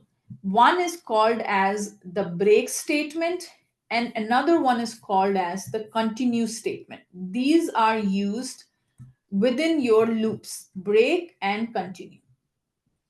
Okay. If you want to skip iteration means, let's say, if you just want to skip the print of value of I equals to 4, if you just want to skip this one, then you will use a continue statement. What will happen is that particular iteration will be skipped. But if you want to exit the loop early on, then you will use a break statement. Okay. So what is the difference between a break and a continue? So break, where is it? Let me first explain to you for loop, and then we will do this kind of loop break. The break statement is used to jump out of the loop. Continue statement, the continue statement breaks one iteration in the loop if a specified condition occurs and continues with the next iteration in the loop. So it skips the current iteration and it will go to the next one. But if you completely want to exit out of the loop, in that case, you're going to use break. Okay. If you just wanted to break out of that existing condition. So here, let's do some examples. So the first one, before we do that. Sorry, Deepika, before that, right? What is the real world application for that? What is the what? Real world application where you apply that. The In the real real world world. application is, let's say you're trading over 100 records and you're checking for a specific record with those values. So what you can do is, you rather than finishing up the whole, going over the 100, you whatever you're looking for, if you found it, you break out of it. So if you're trading over 20 records and you said, hey, moment I find this, I just wanted to break out of the loop. So when that condition meets, you can exit the loop. Continue, I don't think you will use it often, but break is just to moment you're looking for something in the list of records, and if that condition comes up, you basically exit out of the loop. What I'm thinking is for system performance optimization. Would that be accurate? Yeah, like if you don't want the whole iteration to execute and you just want to stop at quickly moment you find the records you're looking for, or the condition it meets, you can use the break statement. These individually don't have like it's just in collaboration with the program you will use everything. You should know what break does, what continue does, but a real life use case would be to find something that you're looking for and then exiting out of that loop. That's when you're going to use a break statement. Okay, so here, for example, I will use this break example here, and we will file. Deepika, so are we going Yes. to be tested on the exams with simple solutions No. like this, or how is that going to apply? No, in the platform developer one is not too complicated. I will pick up some questions from the platform developer one and show you. The platform developer one is not a very tough exam. It tests on the basic development knowledge, but in the interview, you will be asked a lot of questions related to integration. You will be asked questions on like static, non-static is a very common example. What is the difference between the variable, static variable and non-static variable? What is static method, non-static method? If you're going for a mid-level position, different data types that are there, list, set, map. What is the difference between list, set, and map? That's another common question people ask. why will you use a list versus a set. So we are getting over there. But Okay. here we're slowly moving ahead. Thank you. But if I go ahead and show you a full-blown program, you won't understand anything. You need to understand first the breaking small points, and then you will understand the big program. Okay. Thank you. So here, this is a break example. Now you need to tell me the output of the program.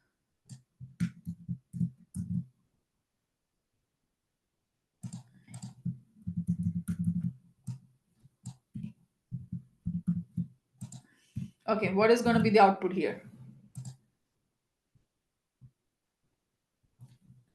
Ravi, you can talk too. Why don't you guys, everybody give the answer in the chat, and then I want to make sure everybody is knows, and then we will see. Everybody puts your answer in the chat window. I'm checking.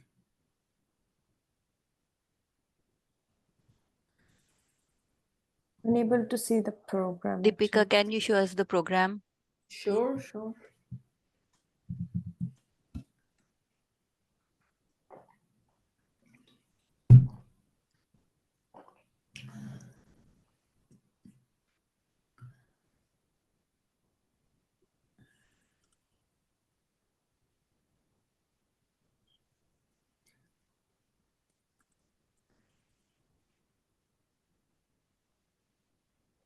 What will be displayed on the screen?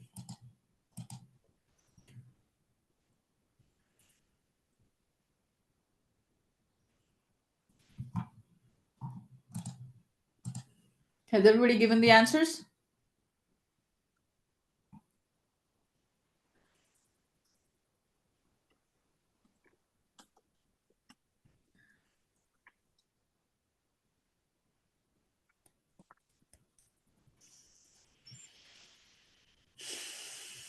So only I think when it comes to I equal to 5, it will be skipped, and from 1 to 4 and 6 to 10, and after that loop No, has you're been doing the exited. opposite. You're doing the opposite. This is a break statement, not a continuous statement.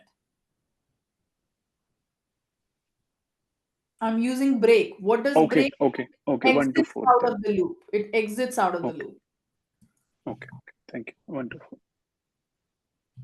So what will be, now I'm going to give the answer, okay?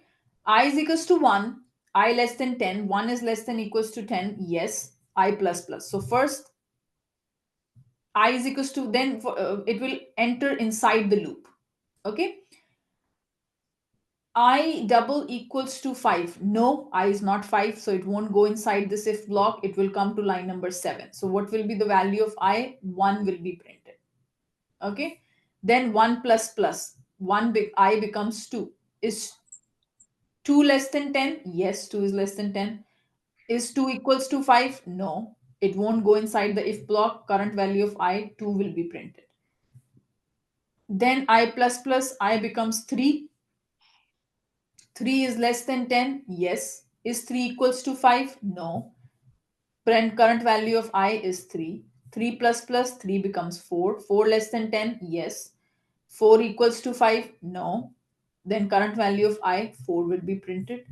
Then it is saying 4 plus plus 4 becomes 5. 5 is less than 10? Yes. Is I equals to 5? Yes. Break.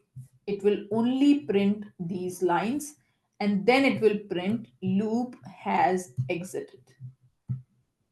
This is going to be the output. Who gave the right answers? Let me check. Who gave the right answers? 1, 2, 3, 4. Linda gave the right answer. It will print till 4, then it will execute. Tripti gave the right answer. I am so proud of her.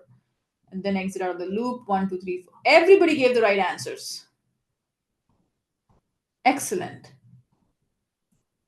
Nobody thought of 5. So now if I go ahead and execute this program, Control Shift P, execute, and then here,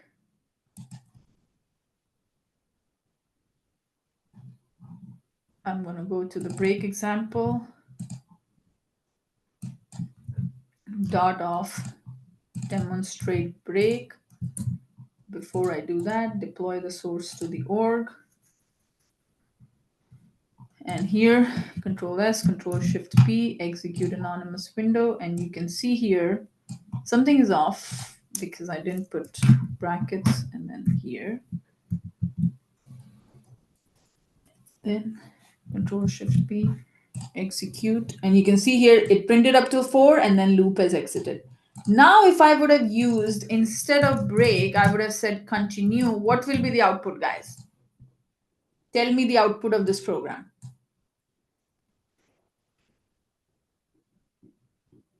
It won't print 5 and then it will continue again up to 10. Excellent. So it will skip 5.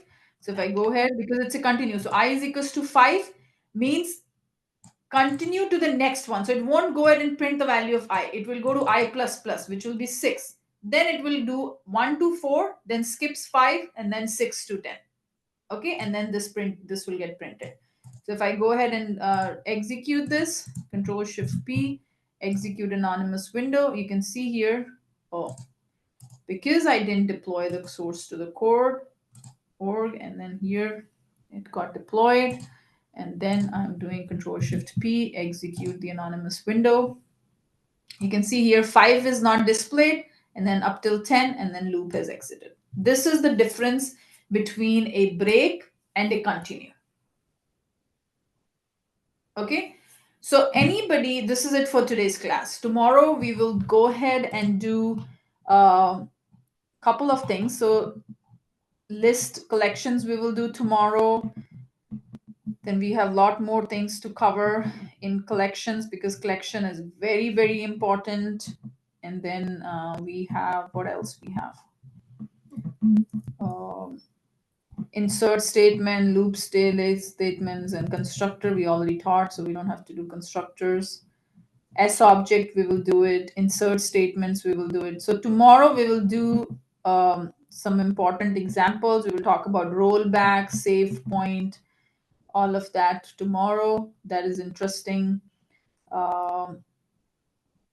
Okay, so tomorrow we'll do a lot more examples. Any questions on today's topic that we discussed? If you have some doubts, stay back, ask me those questions. If you don't, you can drop off. But this is all we covered. Any feedback will be highly appreciated. Deepika, since we are going to have, go for interviews and also for the certification. So whenever it is possible for you, can you give us, examples or illustrations or any statements, whatever you know, which will help us for the either for interview or for certification? Like if you know, okay, this is the question that comes on this topic. So please focus or work a lot more on that. I mean, we can work on our own. I don't want that you spend time over here for those things, but just if you, when you give even for the homework that you give, if you can mention there that these are the things people usually currently ask in interviews, or people are, this is what is necessary for certification, we will really be, able to focus more on those topics, because that is more important. Yeah, but the thing is, Monisha, right now we're covering very basic. So the assignments yes, exactly, yeah.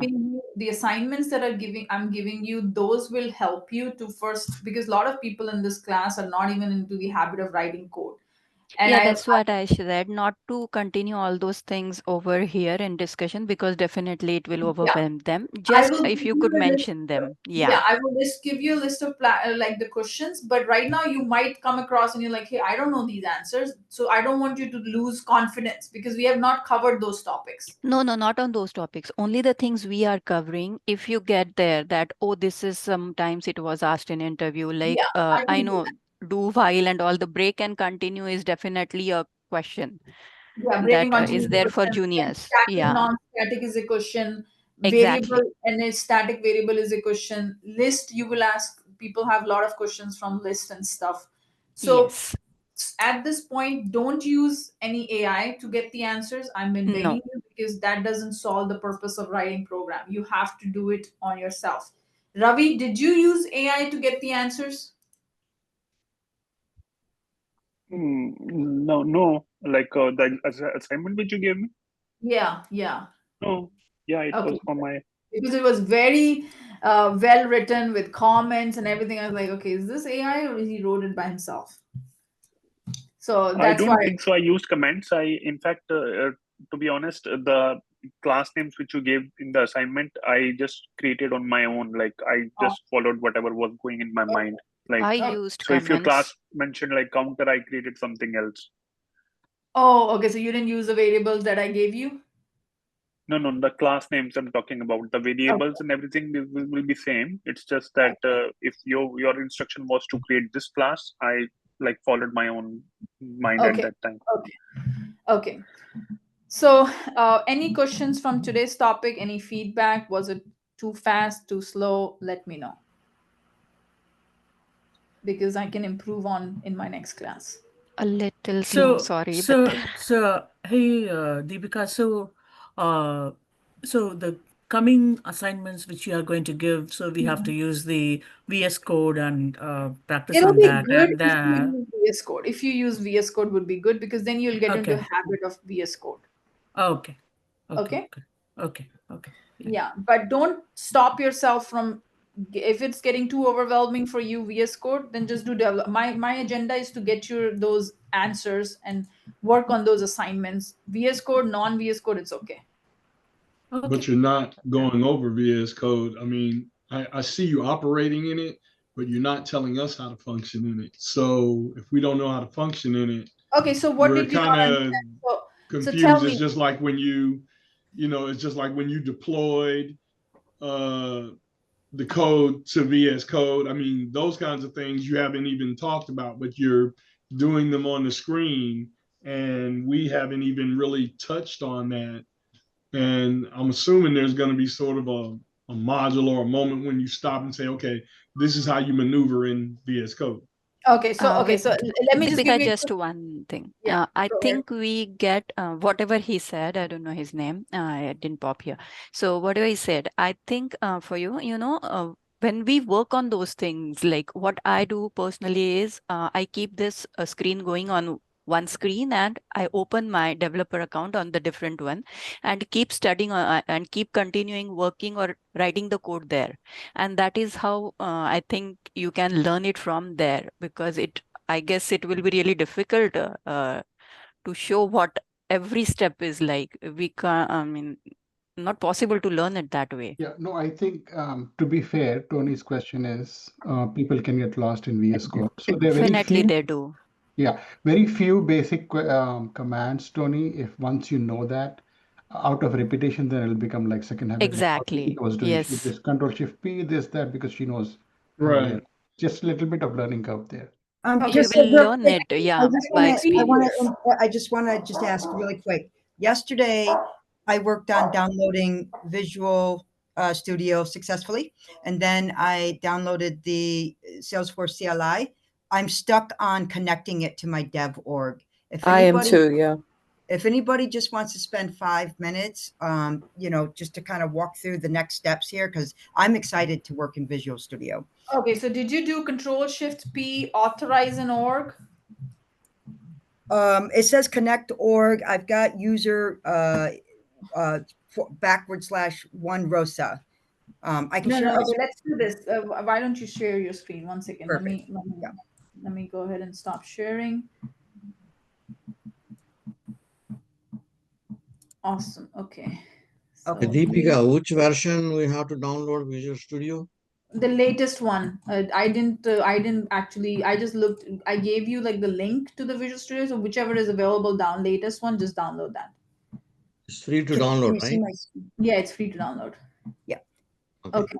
So here, do a Control Shift. First of all,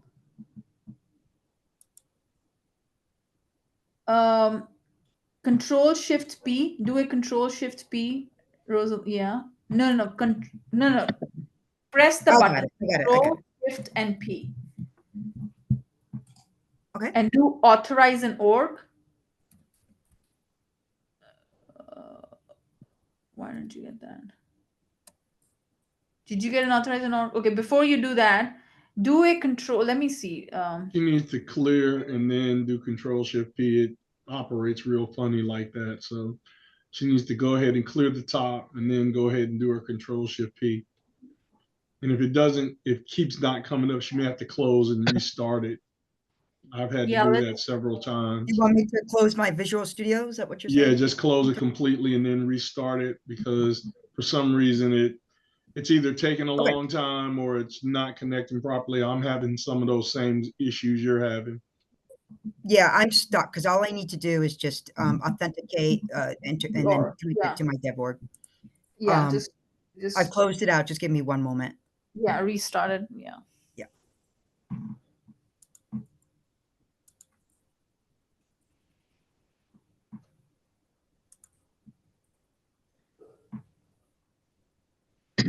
I'm opening it up in a new window, and then I'll share again.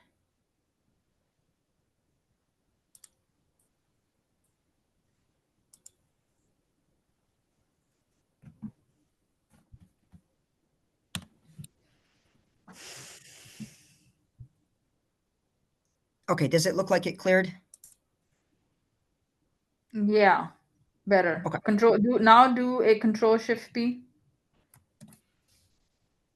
Now do authorize. Look for the word authorize. Okay, before you do that, let's do create project with manifest. Let's create the project. So we'll do create, close this, close the welcome screen. Let me see if I can. Okay. And then here, do another Control-Shift-P. And then look for create object with manifest. Did you get that option? She doesn't, she's doing something wrong when she's doing her Control-Shift-P. Yeah. Yeah, the next one. I think she got it. Create project with manifest. Yeah, standard. And then give a name, Salesforce development or something. What happened? Oh, I just wanted to expand my screen. Okay, so Control-Shift-P. Create project with manifest. No, the one with the manifest, not just the project. Do the manifest one. Okay. So go back, create project with manifest. Create project. It was there with manifest right there. Right here. Yeah. Select standard. Okay. Give a name, Salesforce develop, whatever. Don't give a space. Oh. It's better to just make it. Yeah. Okay. And then enter. Okay. Give a folder where you're going to put your code in. So create like a folder here somewhere and Salesforce, whatever you want to do, just create a folder on desktop maybe. This is you want to click on new folder and just say code base.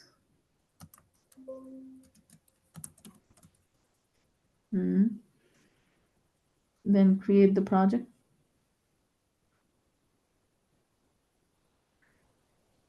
Okay. Now do Control-Shift-P. You do, yes, I trust the authors. Do that. Yeah. And then do Control-Shift-P. Then do authorize. Here, do authorize. Why is she not getting authorized? No, that's not the one. Is CLI connected though? Like yeah. No, not here. You can do is go to extensions. Go to so you see that on the left side, on the one very that looks left. like the Rubik's Cube. Yeah, right below it. Right below it. 2 steps. Yeah, right there. And then here, look for Salesforce CLI. In the extensions, type in Salesforce. I've done it a long time ago. So Salesforce CLI. Okay. Yeah, this is what I downloaded last night. Okay, so. And then what was another one was Salesforce extension pack. That was the one that it was suggested to download that one. So let me see here. Sorry about that, guys. This is the one I was going to, but then extension was recommended. So extension right here. So I installed this already. You did the first one. Do the second one too. Yeah, do this installing. Like 11. Should we do the package of, expanded Salesforce extension pack expanded version? Is that the one we should Doesn't download? matter, but I think get the expanded one. Expanded is okay. Yeah, expanded is okay. And then do is in the, you see that search box at the bottom, do a command, go to command prompt. Okay, because Visual Studio cannot verify the extension signature. Install anyway. Let's see if that works. Okay, tell me where to go now. Then you see the search box at the bottom, very bottom on your taskbar. I'm going to close this out. Yeah, on my taskbar search. Yep.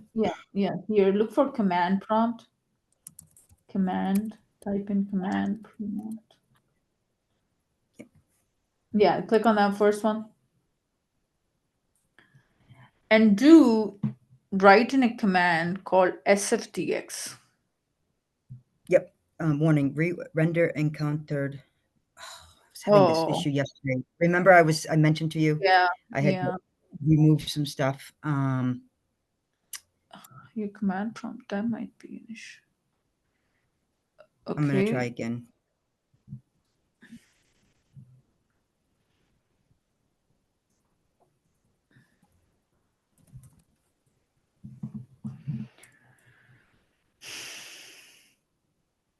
Okay, fantastic. No, SFDS. SFDX, one command. No, don't do capital letter, just do small. Okay. Enter. Yep. Yeah. Yeah, I tried this too, and I didn't get back. What I had as an output was not expected. Enter. So I'm just trying to understand if this SF is installed or not.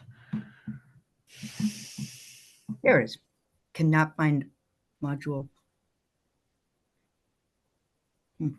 Do SFDX dash version. Okay. SFDX dash. They give a space. And then version.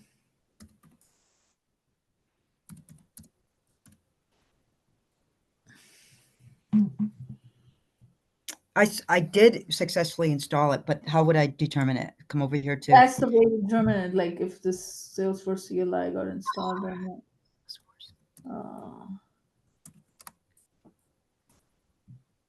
Did you go to here's like, let me go to my downloads. Hold on. Yeah. I'm going to go to my downloads. You should get it in Salesforce CLI. Let me see, where is my getting installed? Salesforce CMD. SFDX dash version. SFDX dash. Where's my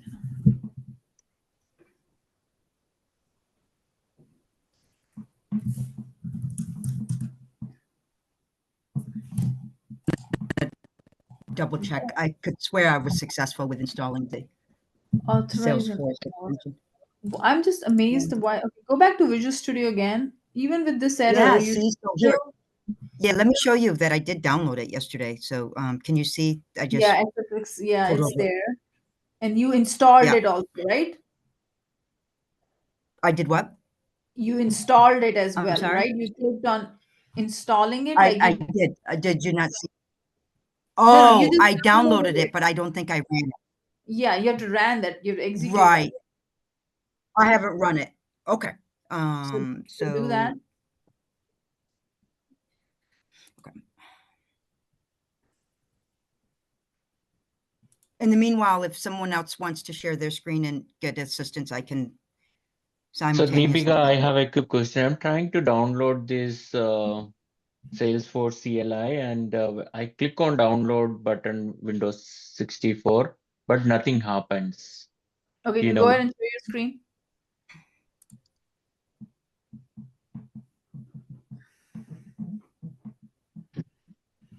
So I'm here. I click on Windows x86. I think See, on the top it is downloading right there. Right, click on the yeah, it download. happens right now. Until now, I was clicking. Oh, you did Windows 64, right? Yeah. Now click on that, and then here you click the folder where it got downloaded. Yeah. Yeah. And now double click on it.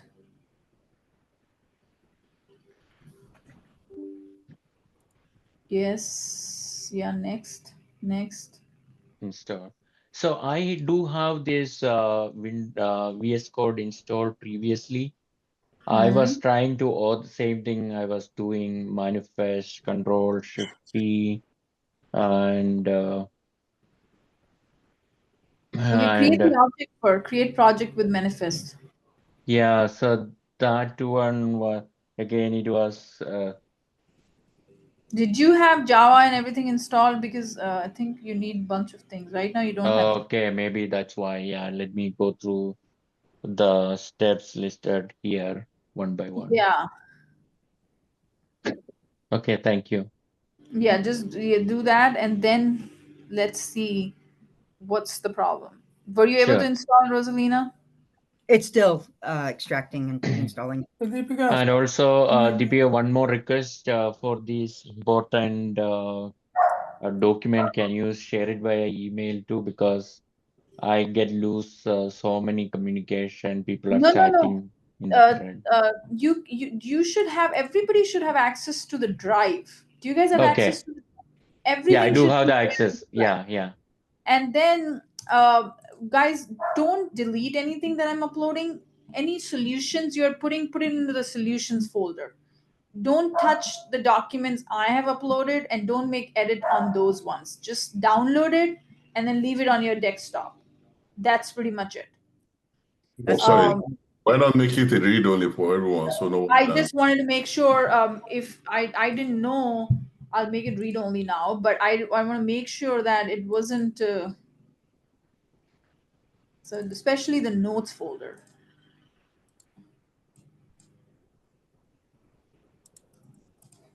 I'm trying to see. I'm just gonna make a viewer. Okay, let's see what's happening with you now. Yep. Let me just move this. Yeah, And now then- everybody's viewer, so you should be able to view it. Hopefully, you should be able to download it as well. Okay, Notes has it there. Download VS Code. Why do you guys have copy of Salesforce development? Didn't I already do this? So I need to come over here to this window, right? 1 second. Or do I need to create a project, a manifest project? Oh, I'm on mute. You should have already have that project. 1 second. I'm trying to look at your screen. 1 minute. Okay. Yeah. So here, did your Salesforce CLI work right? It downloaded successfully. Okay. Now go for restart your VS Code again. Okay.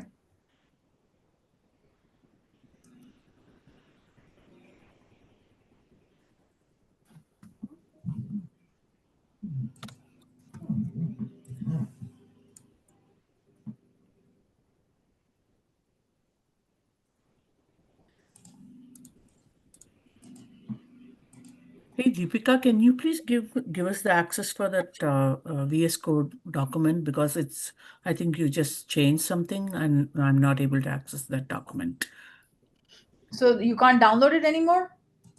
No, not able to access the document and not able to download the document as well. So Because give you the other access, looks like. No, I think we are able to access. Refresh your screen once. It says access denied. It says access denied. There was a duplicate. Go back again to your top level of the Google Drive because they were duplicates. I think she removed one. I did remove one.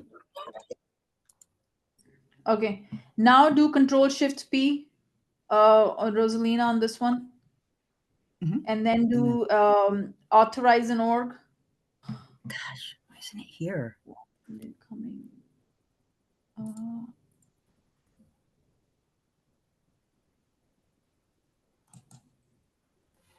This is what I remember from. Right there. Yeah, Yeah. authorize an org. Click on that one. Yeah. Now it should open up your browser and ask you to log into your developer org. Yep. I've got two monitors, so I'm looking for it to open a new tab, but it's not. Can I go to the tab that I had open and was successfully logged in. I'm just going to log in. No, it should. My dev No, org. the Here. org should. This Show VS you. Code should ask you to log in, not yourself. Yeah, it's not the. Do another one. Do another. Like close all the windows. Just leave the VS Code open. It should automatically. Okay, let me do that now. Yep.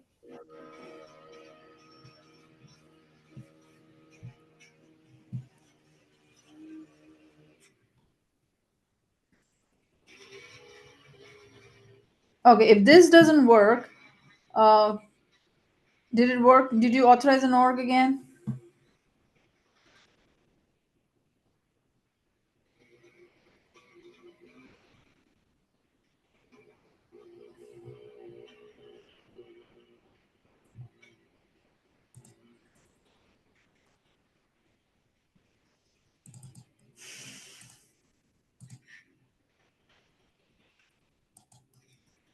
Is it categorizing the dev orgs as production or sandboxes?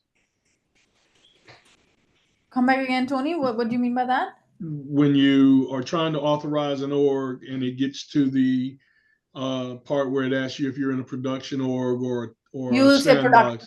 You'll say production because you're logging to developer org. That's the production. That's what, that's my question. Yeah. Is it categorizing? Which one is it categorizing your developer org as a production org or not?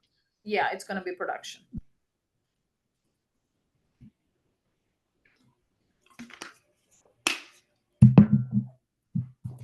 Rosalina, are you sharing your screen? Can you hear me? Did we lost her? Deepika, I have a doubt. I'm able to. I'm in the command prompt and I downloaded the Visual Studio and it says module not found. Should I go to the main directory and No, type it's in as? okay. When you go to the Visual Studio Code and say create project with did you so you installed Salesforce CLI, you installed Visual Studio Code both? Yes, I did that. Then you go to your Visual Studio Code. Did you say create the project with manifest? So I should Control Shift P. Yeah, and do you want to create yeah. Create project. Create the project.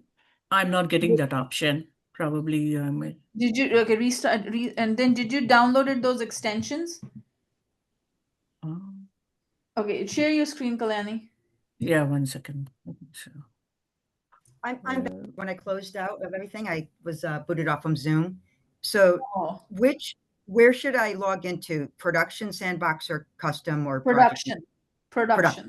Okay. Deepika, I have an issue installing on my Mac. So it's asking for Node.js after even installing Node.js, right? I'm not able to install the CLI. So into the Salesforce CLI, you should have it. With Apple, I don't know what all it does. Okay, so I'm not able to install it. It's throwing some security error, and then I Googled, and then I'm trying. It's not happening. Okay, let's first fix one at a time. Yeah, sure. So now go to extensions. You see that extensions? Yeah, click on that one. Right below it. Look for Salesforce extension pack. Just type in Salesforce.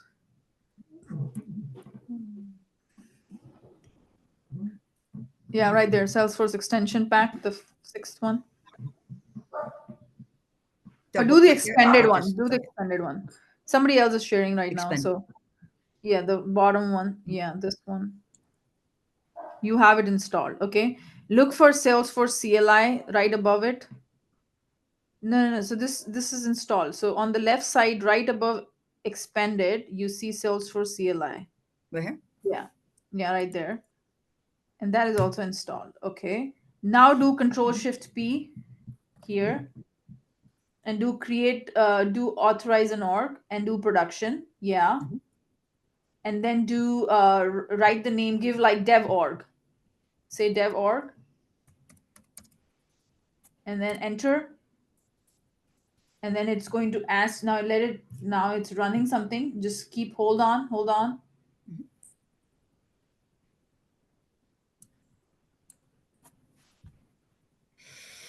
Whose screen am I using? Okay, it's Rosalina's. Okay. So here, did it open any browser window? No, I'm looking. It'll take some time. Okay. I see the So little. can I share the indicator. screen? Just to hold on. Let her finish. Now it did. Okay, now Yep, enter your credentials. Enter your credentials. Yep. Hold on.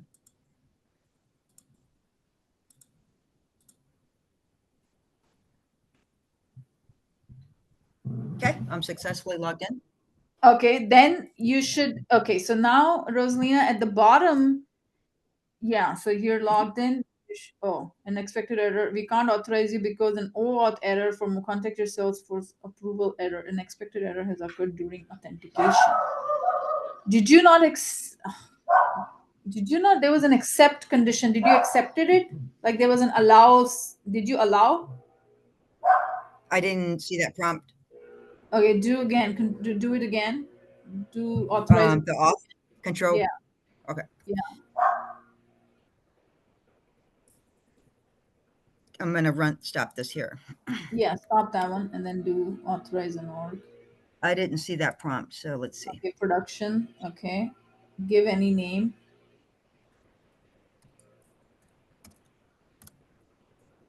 Okay, then let it. Right here, authorize an org failed to run. Yes. Okay, then just, did it open up the browser? It did open up a browser. Okay, and then did you enter your credentials? I'm going to do it again. And then it'll ask you to give access or something. It might ask you for allow, so just do that. I didn't see that prompt, but let's see.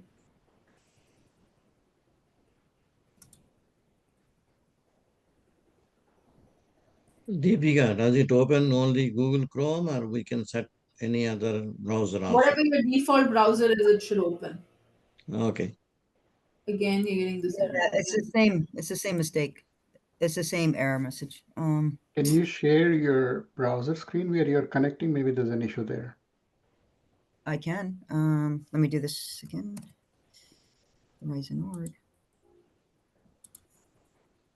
It's a developer org, right? Yep. Okay, so it should be production.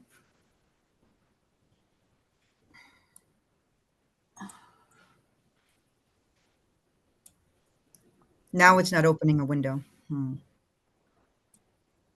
gonna try again. Close this running SLDX.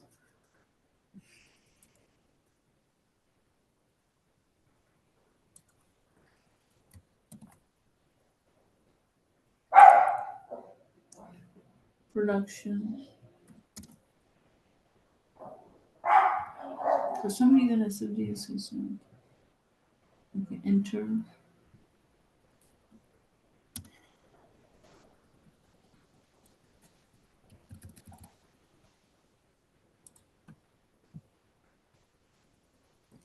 Give it small letters. I don't know why you do. You have always keep caps lock on?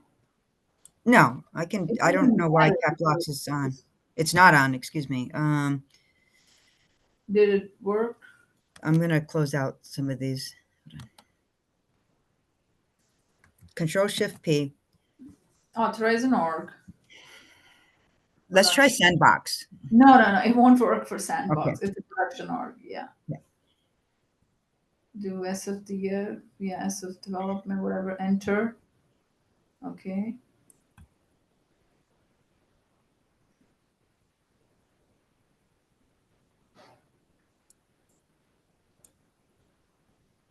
It was opening up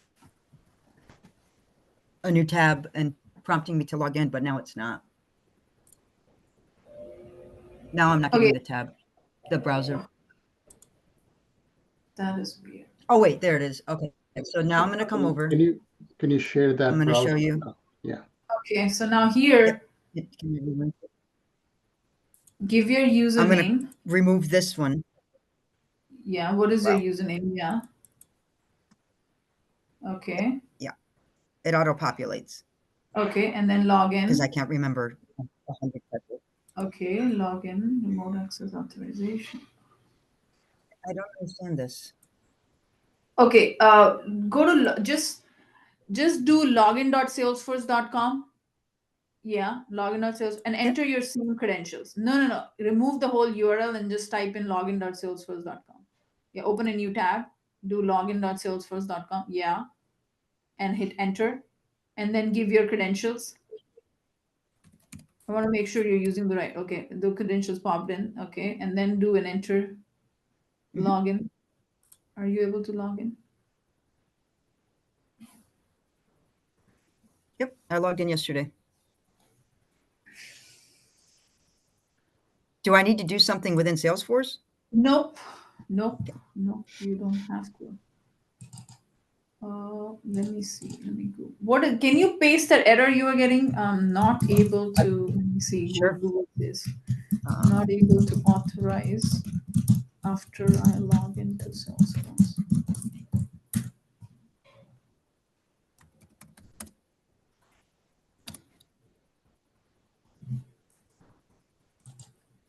How long you've had that developer arc, Rosalina? Oh, over a decade. Okay, so maybe there is a setting that doesn't allow external connections. So if you can go to that home page, the left, yeah, copy the URL for me and stick it in the chat. I'll send you something back. Okay, fantastic. Let me do that. Okay, in the meanwhile, Kalyani, can you share your screen? Let's see if I can get hers working. Yeah, sure. Okay, are you able to see my screen? No. Rosina, can you stop sharing for a minute? I can. Hold on. Okay. So can I share? Yeah, I just stopped. And then I just posted my URL. Okay. Yeah, I saw that. Let me send you back something. So this is. Are you sharing your screen? Still, I'm not able to see your screen. I stopped sharing.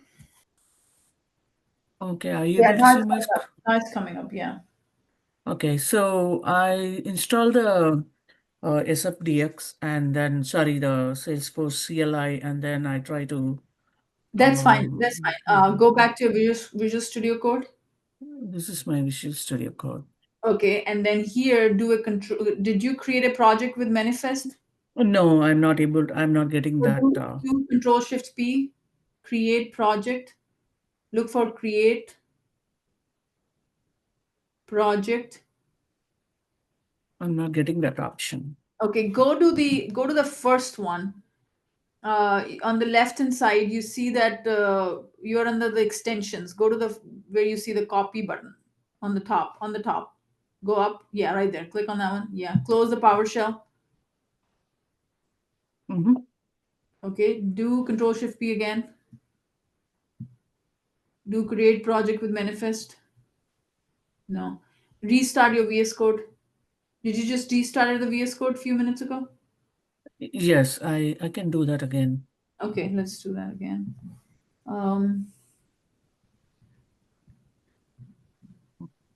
Okay.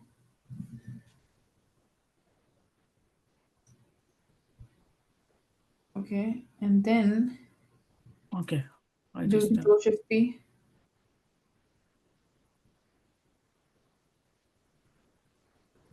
Create project. Let's see if you get that. Create project with Manifest.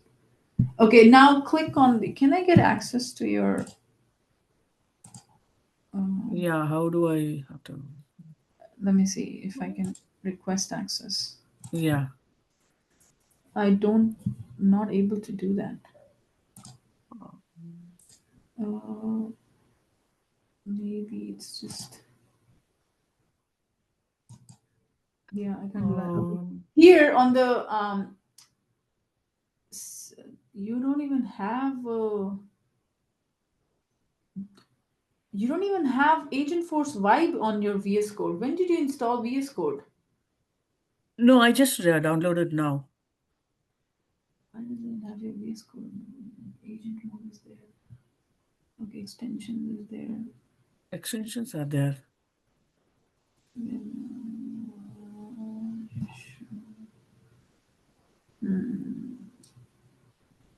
Okay, wait a minute.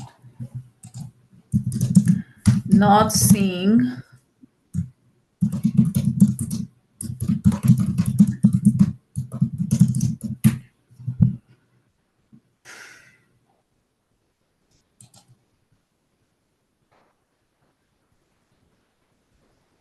Go to the problems tab. Do you see any problems over there? Like there's the first tab, yeah. No problems have been detected in the workspace. Okay. Close this welcome screen. Do again, Control Shift P. Create project. Look for SFDX. Do you see SFDX?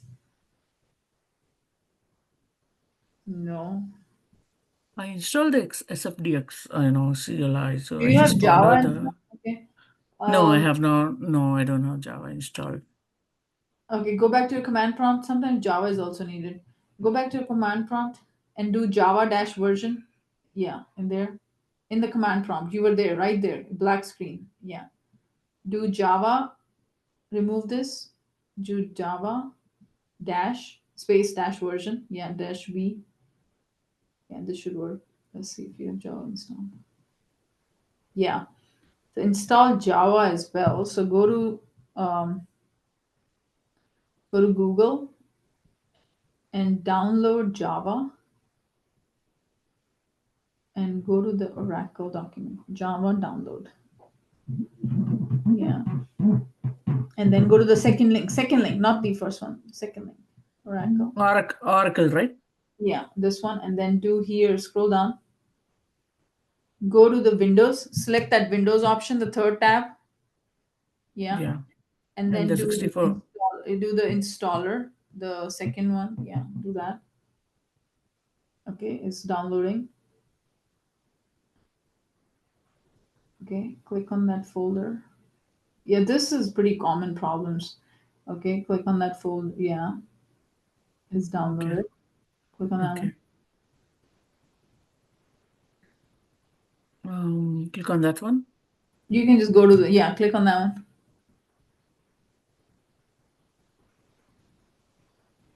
Or go to that folder. You see that folder? Yeah, the next.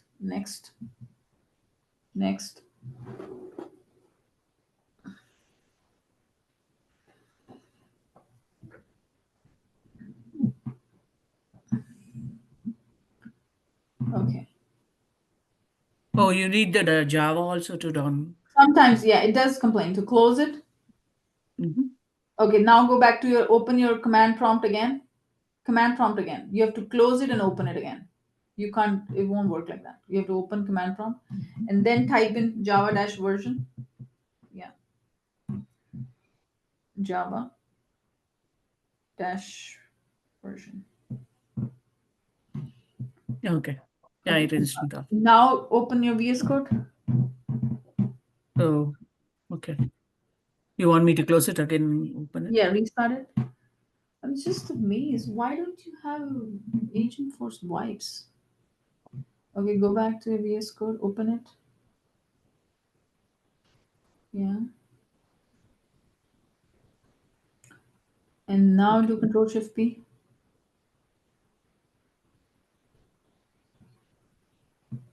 Create project with manifest.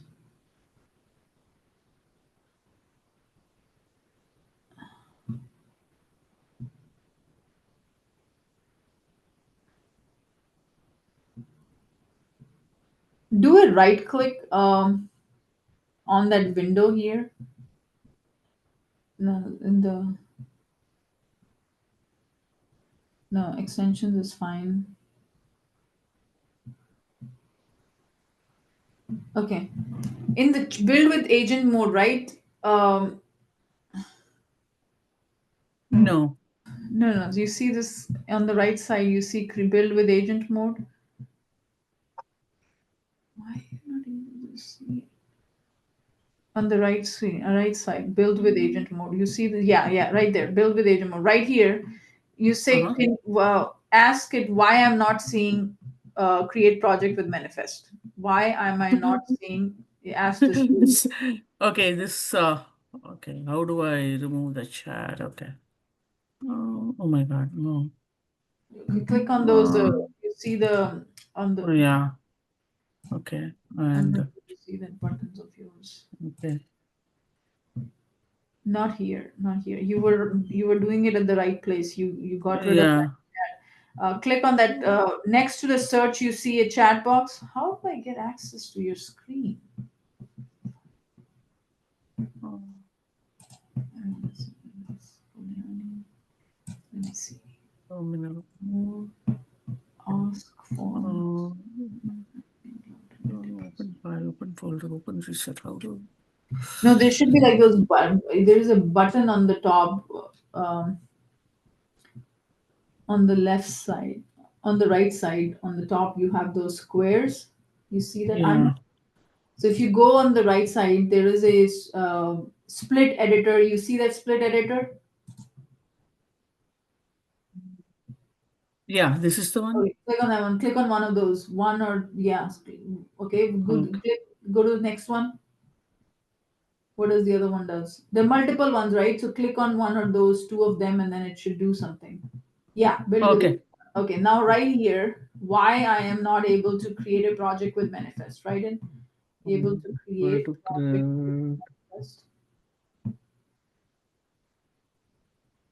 manifest. Okay, and enter. Skip for now. Click on that skip for now. Oh, okay, so this won't work. And for some reason, why don't you have Agentforce wipes? Okay, go to extensions again. And look for Agentforce wipes.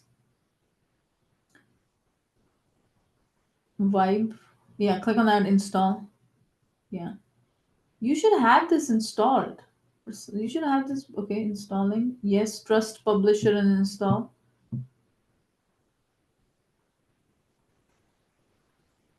Okay. Close these. Yeah. And then here,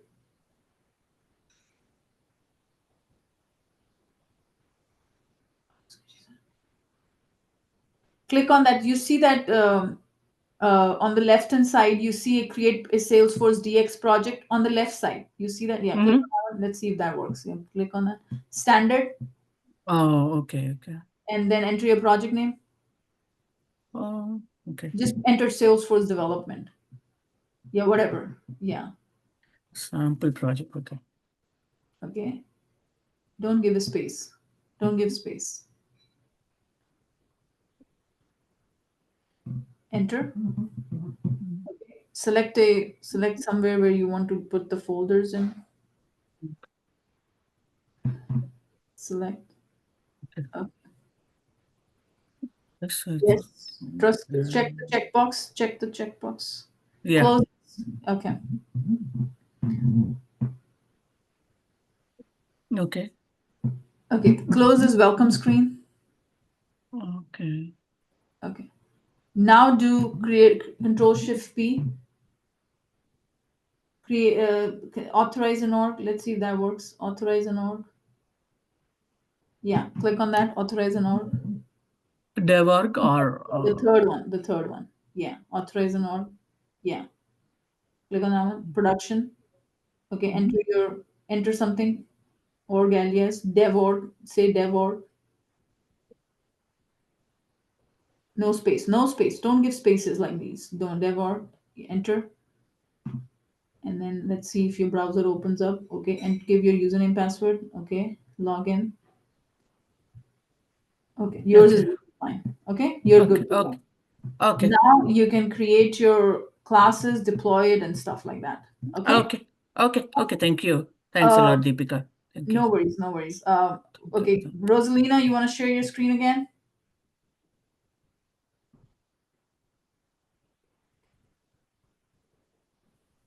Yes, my computer is running very sluggish. I have the error message. I was going to email it to you. So no, so let's do one thing. Let's do Agentforce vibes, just like we did it for her. Let's use Agentforce vibe to authorize the org and see what does it complain about. Share your screen. If I'm not able to resolve it, then you probably have to maybe the okay. So here, click on that on the left hand side. On the left hand side, you see that last thing on the very left side. You see that cat picture? Yep, click on that one. Close this untitled one. Close this. Okay, click on that picture again. Okay. Here, why you're not able to do anything? Error loading web view. Error could not register service. I don't know. No, close this one. Why are you not seeing Agentforce vibes? Click on that plus next to Agentforce vibes. Nothing is happening. New task. Did it work? Click on that. Okay.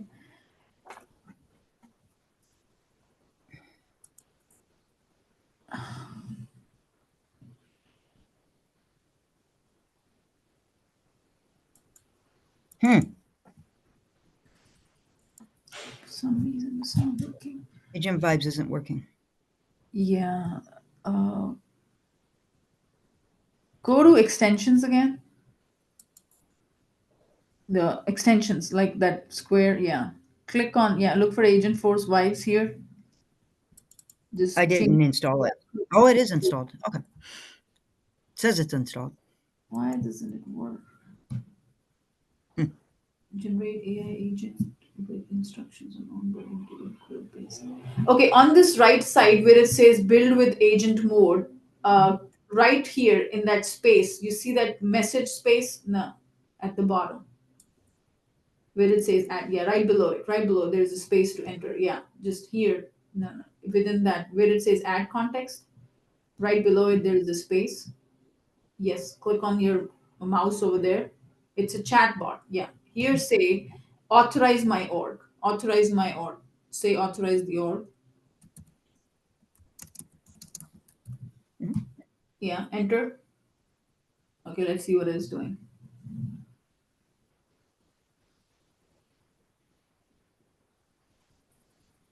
Your computer is pretty slow. Yeah, I don't have a very powerful CPU. Deciding on authorization flow. Okay, Kalyani, we'll see you tomorrow.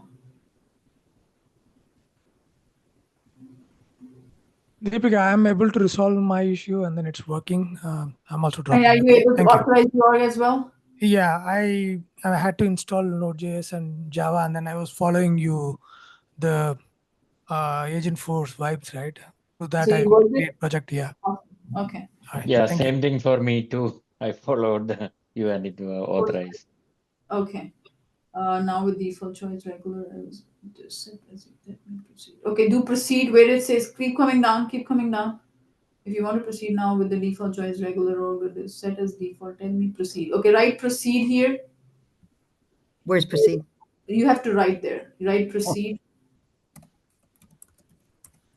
Enter. Let's see what it's going to do.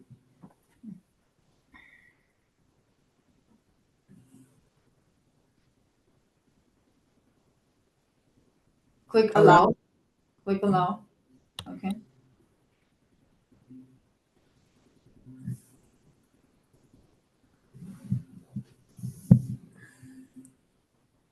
Oh, interesting. Yay. Module not found. Oh, you need to download Node.js then. What is that? No, it just says you have Node.js. Okay, let's see. It'll do it. Let's just see. Diagnosing the run failure, planning diagnostic steps. Keep it going. I'll update the to-do list tomorrow. The first step done and interactive autism progress and track will run short. Okay, allow again. Click on allow. Okay.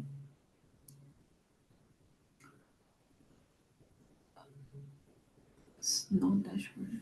Okay, let it fix.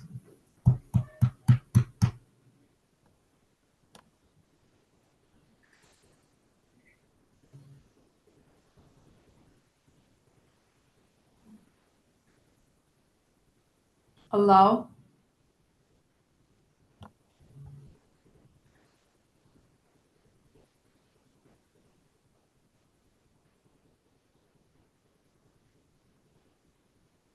Allow. Let's see if this keeps working.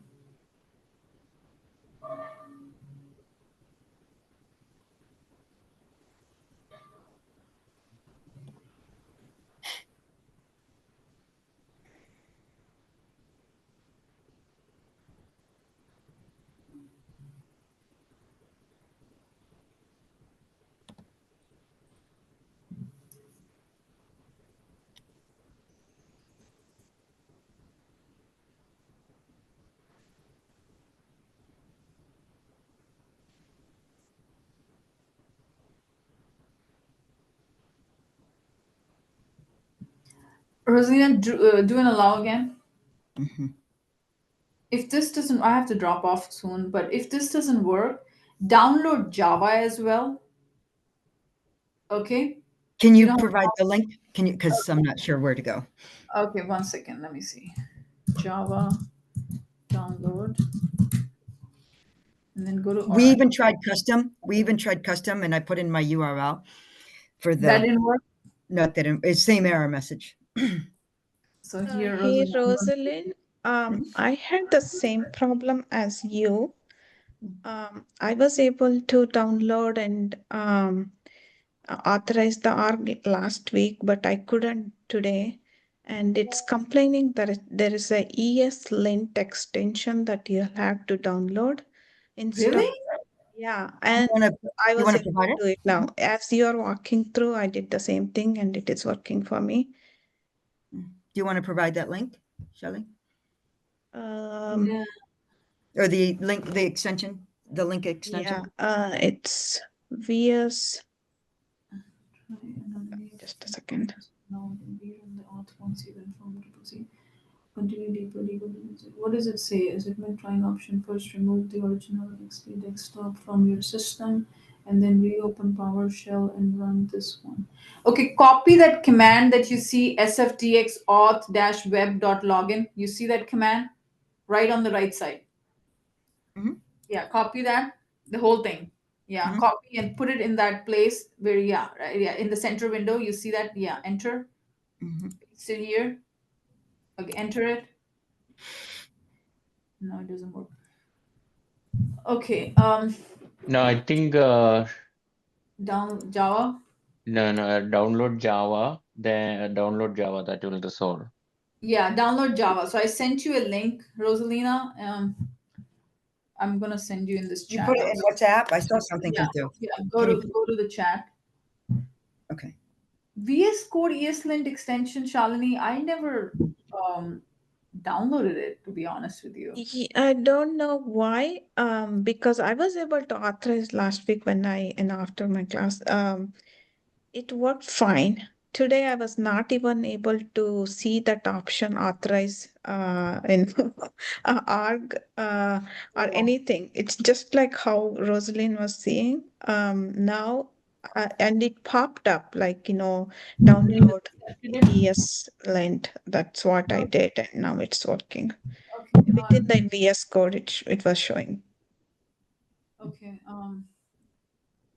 Try downloading it from here, Rosalina. I have to drop off. I'm gonna connect tomorrow after the call. Sure. Hey, sure, we can connect after the call. But if somebody wants to help her, I have to just drop off. But you guys can. sure. Okay. Shalini or somebody. I'm trying to create I would a greatly new. appreciate it too. Yeah, just download this. I that is This one JDBC. here. No, this is a driver. This is No, not not that one. Let me put it in the Okay, chat. Okay.